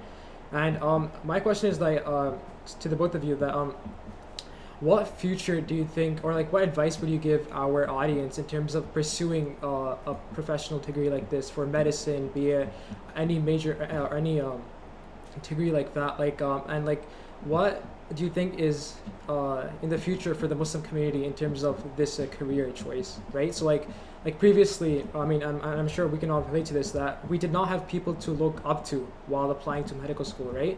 And like, or even if we did, like there were only a handful of people, right? So what type of advice would you give the community in terms of pursuing such degrees? So Brother Nader, if you can start us off. This is a very tough question, because I think the assumption here is me personally is whether I know what the right answer is, and I don't think so I can address it per se. but I can go around addressing it. I think there's a few things to consider. I think as a community, we need to look very reasonably. We need to look, okay, what are the needs of our community, and how can we address them in a timely manner, in a just way. I think that's the first question. We need to encourage others, our brothers and sisters who want to pursue higher education. And not only medicine, I would even argue that someone pursuing religious studies and a scholar is much more valuable than a doctor, right, in many realms. So I think the future is, the future depends on how we can look at it. In a sense, if we're not pursuing knowledge and we're not improving with this knowledge, then the knowledge is not beneficial for us. We might as well not even pursue it. And I think that's a very important thing, because sadly, we see people who go into these professional fields, medicine, law, engineering, professorship, dentistry, and you come back a few years later, it's like, Assalamu alaikum, and they say, hello, hi, how are you? And they go from Hamad to Mo, from Hassan to Hassan, and they lose faith. And I think that's very, very, no matter how many people we send into the field of medicine, if that's what we're producing, and nothing's going to change. If anything, our communities are going to become worse. So I think keeping faith is very important, and I think the question should be, how do I foster my faith and nurture it and my iman during my pursuit of medicine, and how can I become a servant of the Sahaba al-Asr zaman, Imam Mahdi right? That's the essential question. And I think the future is endless, right? And I think the Imam needs people in these fields. I think the Imam needs people not only to be a doctor, but you need to be a specialist in your field. You need to be the person that, we have many hadiths that if you're going to go into something, be the best in that field. So you need to be the person that people go to. Muslims are not to acquire the information. And when you gain that position, when you become those doctors, when you became those lawyers and physicians and whatever, what have you, then you have to give it back not only to the communities that are here and we build up, but also to where we come from, right? From Pakistan, from Lebanon, from Iran, from Iraq. Go back to these communities, build up their knowledge, build up what they have, pursue it, build it up. There's no benefit of having these hubs of knowledge in the West, and it stays in the West in the secular field. Build it up so people, rather than migrate to Canada or the West for knowledge, they're migrating to the Muslim countries, and you can have kind of a stronghold. And I think that's very, very important to keep.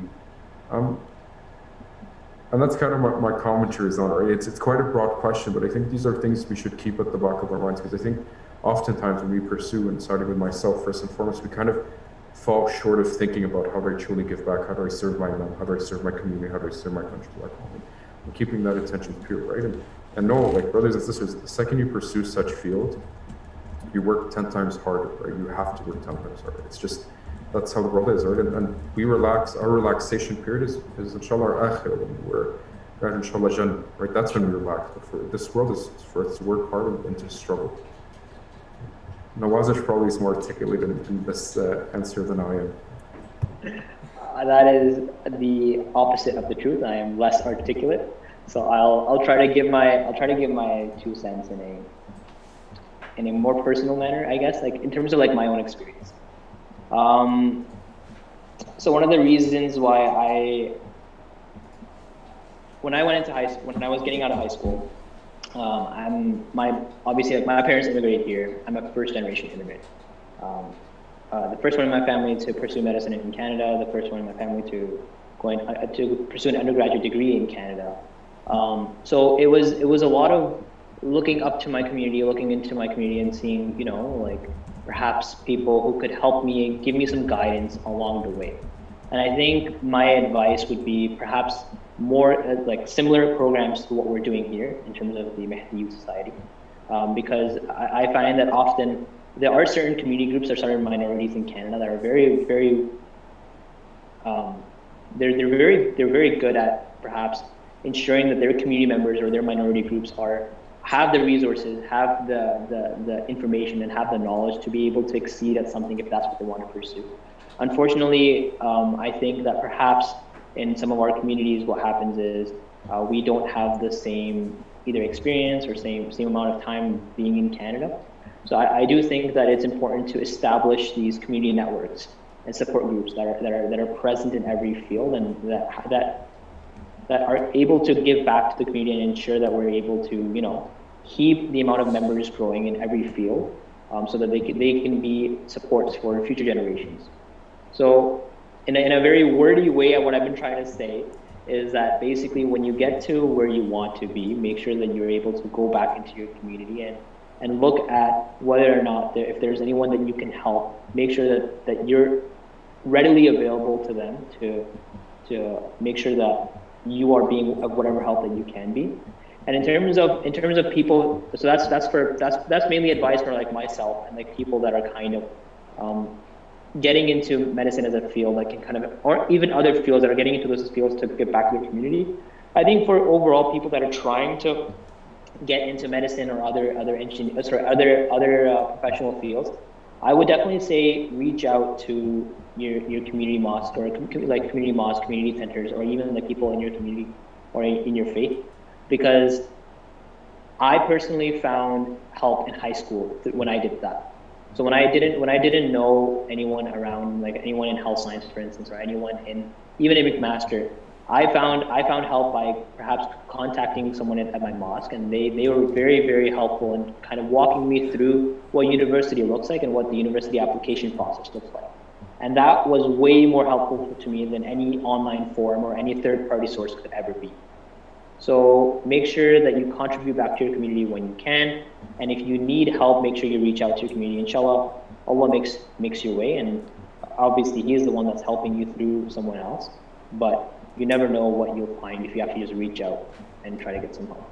All right, thank you so much for sharing those kind of words. We just got 2 questions from the chat, and I was just hoping if you both can just go over them really briefly. So the first question is, how can you get involved in research during undergrad? So if any of you have any experience with that and you would like to share with it really briefly. I can start off. Okay, yeah. So I would say, okay, so like right now it's November. You have to understand that there are certain hot times of the year when people are looking for research, like when supervisors are looking for people to help them with the research. If you're starting off with research for the first time, you have to understand that you as a learner is just there to learn, and they probably like won't pay you. They probably won't expect you won't go into the experience expecting much. They're the ones that are going to be giving you the training and the information. So what I would say is what you would do in that situation is go and email people that you're interested in the research for. Send out mass emails if you can. Speaking from my own experience, like I knew I wanted to do clinical research. So I think I sent out like maybe like 50 emails on one night, because I knew like I was emailing like kind of like late in terms of like, it was like really close to the summer, and I was hoping that someone would have an opening that I could volunteer at. And like one person replied out of those 50 people. And it was just because like it was like a bad time, Like if you want to research in the summer, you should get started perhaps like a couple of months in advance. If you want to research like perhaps like after like December, right? You should start emailing people. You never know who's going to have an opening, but if you're proactive, you'll generally have a greater opportunity. And what I would just say is, don't be hesitant, because research supervisors know you're an undergraduate student coming in, or you're a student coming in to learn. Right? And if you have a good research supervisor, they'll very, very readily take you into their wing, and you'll get to learn from them. So first step is research people to look into who is doing research in your like university or in your local area. There's like directories available on your university's website. Find their contact information and then send them emails. And if they don't reply, perhaps follow back, because these guys get like a lot of, or not guys, but like these professors, they get a lot of emails on like a daily basis. So perhaps the reason why they haven't responded is not because they don't want to, it's just because they're busy and they haven't seen your email. So make sure you follow up. Awesome, thank you. And if Brother Nader wants to like add on to that in any way? Yeah, a quick add-on is I think Moses really hit it quite well. I think I might say that start off even with professors who might teach you. Touch base with them. Don't be afraid to go to their office, their after hours, and talk to them and see their research interests you. And look at them, read about them on like Rate My Professor. That's a website that's still on. I remember it was in my time. But Rate My Prof. visit that, see who they are, see what they bring to the table, and strike a candid conversation. Like, you'd be surprised. Like, my first research opportunity, I knew generally newer professors need more research, and they're like volunteers, so they take on people a lot quicker. So I knew this person was you, he was just hired by the faculty, so I went to his office hours and like, so, not salaam alaikum, but he was Lebanese, but not salaam alaikum. But I said, hey, like, do you have a research opportunity? Talk to him. He said yes. We worked for a bit. Didn't like what I did, and like kind of stepped down. But also be like, keep at the back of your mind, you generally have to commit a long period of time with a professor. I know that's just my tip. I think Nawazish really hit it quite well. Okay. And the last question is, what is your opinion on medical schools in the Caribbean? So if you have any friends, or if you even have personal experience with that, if you could share with us, please. Okay. Nawazish, you want to take this one, and then I'll add on? I'll take this one. I want to say that when I start giving my answer, it is just my opinion. All right. It's not like spoken word of like law of like medical schools around in the country. I think that Caribbean med schools are a risky opportunity, right? Of course, you have these stories of people going into Caribbean med schools, doing really well on the law, coming back and being able to practice. But there's also a huge risk of medical school is expensive, even more expensive in the Caribbean. In the Caribbean, you go there, and if you're not able to find a residency back here, because it is really hard for international medical graduates to be able to practice in Canada, because you have to go through a lot of certification programs. You have to think about what your situation will be at that time, because you'll be out of medical school without a residency position and under a lot of debt, because medical school is expensive. Also, you have to acknowledge that Caribbean medical schools generally kind of preferentially target the States. You might even have difficulty finding a residency spot in the States. So in my opinion, like, I never thought about the Caribbean med school because I was too scared of going into medical school and coming out like perhaps like, from what I heard, like $500,000 in debt, and then not being able to pay that back because I don't have a job that can pay back that amount of debt. I would also encourage you to, if you're open to looking into medical schools outside of Canada, I would also encourage you to look into medical schools in the States, because at least in the States you have a greater chance of being able to practice in the States. If then you still want to go somewhere else and perhaps do medical school, then I would look into the Caribbean. It's just like, in my opinion, it's a risky endeavor. Not to say that you can't do it. It's just like, just know all the things that are happening before you go in and you dive deep into medical school in the Caribbean. Awesome. And if Brother Nader also wants to add on? Yeah, I think you, again, Nawaz just said it quite well. It's very risky. I think if you have the disposable income of a couple $100,000 American to spend, and you weren't successful in Canadian medical schools and this law, right? I think the secret, not secret, but like the thing is, Caribbean medical schools are easier to get in. If I would argue that they're harder than Canadian medical schools, because they have to make sure that they produce something, and it's a risk because you're considered something called the IMG, which is International Medical Graduate, and the number of seats or places that you can apply to in Canada drops, right, and it becomes a lot more competitive. And like, if you're thinking of plastic surgery and you're IMG, probably like don't bet on it, especially in Canada.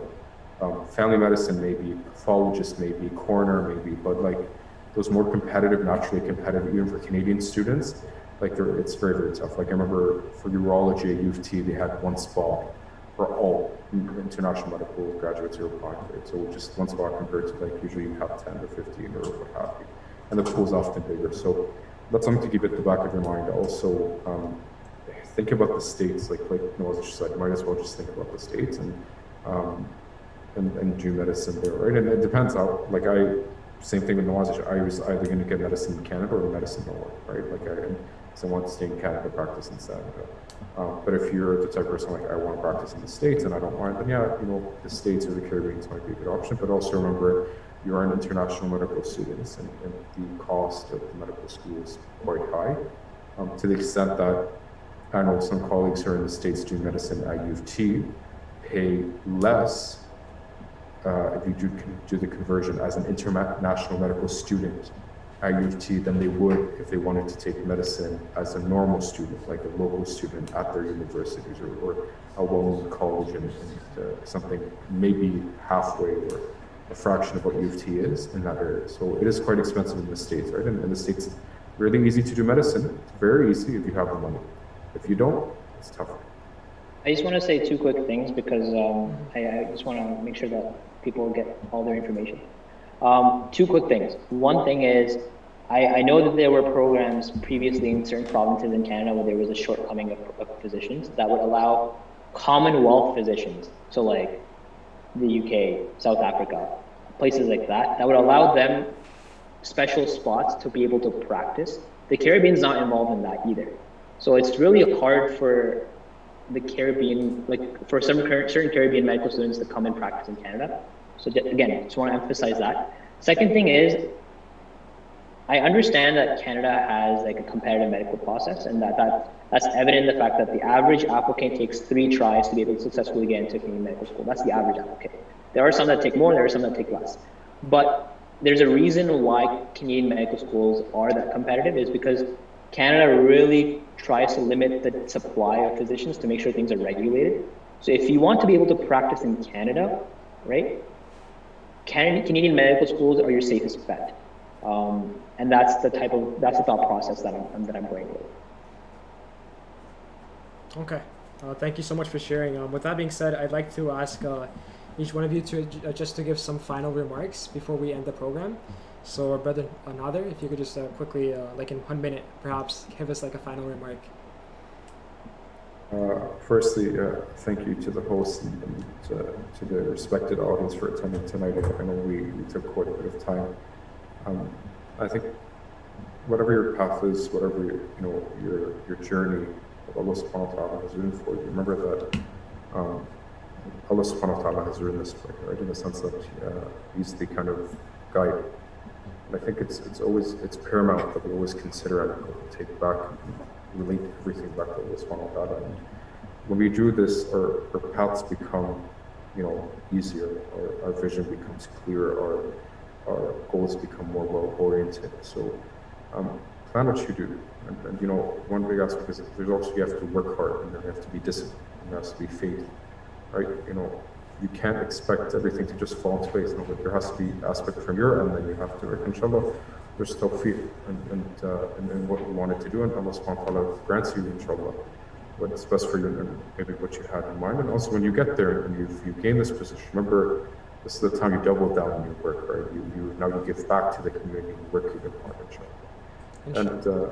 And we're, like I said, and if need be, our context is going to be given up, and you can touch base with us, and we'd be more than happy to help out if there are any specific needs or questions. Inshallah. And Brother Vazish, if you could also just give your final remarks, please. Sure. So thank you guys for arranging all of this. It's very important for students to be able to have some information about this thing, about the whole process. I want to say that I know that we've talked for a very long time about how competitive the program is, how difficult it is. I want to say that if you are interested in this, like, put your heart to it, follow through with it, follow your interests. Don't be afraid of how hard it is. Think about the end goal, follow through with it, because like things happen along the way. You can't plan everything, right? Like things might happen along the way that might make it more difficult. Things might happen along the way that make things, you will never imagine that certain things will come your way that they do. So I would just say that these are things that we're giving. This is information that we gave for your benefit, so you're being more aware. But try to go into things with an open mind. Just be passionate about what you're pursuing. And of course, as Nader said, be aware that once, inshallah, you get to this point, you'll be able to give back to your community, and things will generally work their way. And I know that you guys are I know you guys are in high school, and there's a lot of questions about medicine, and like particularly, I know there's a lot of questions about health science. So I want to say, like, if there's any specific questions, obviously, like our contact information will be like on there, email, whatever. I'd be more than willing to answer any questions. All right, with that being said, thank you so much to the both of you for taking out your time. I know this was a long program, but I feel like the effectiveness of this was to the advantage of the community. So thank you again for your time, the both of you. Just some final words on my behalf. I'd like to thank all our speakers, in fact, for taking out their time. And I'd like to thank the community for actually taking out your time and watching these programs. If any of you would like to contact any of these speakers again, you can contact us on our social media platforms, and we will share the professional profiles of these speakers with you, so you can ask them any further questions. I'd like to also take a moment to thank our technical team and the Mahdi Youth Society, like all the people behind the scenes who allow this program to take place. It was with a considerable amount of effort that these events are taking place, and I ask you all to keep them all in your duas. With that being said, please feel free to subscribe to our channel and make sure to follow all our social media platforms for any future events. And with that being said, thank you all for your time. Wassalamu alaikum wa rahmatullahi wa barakatuh.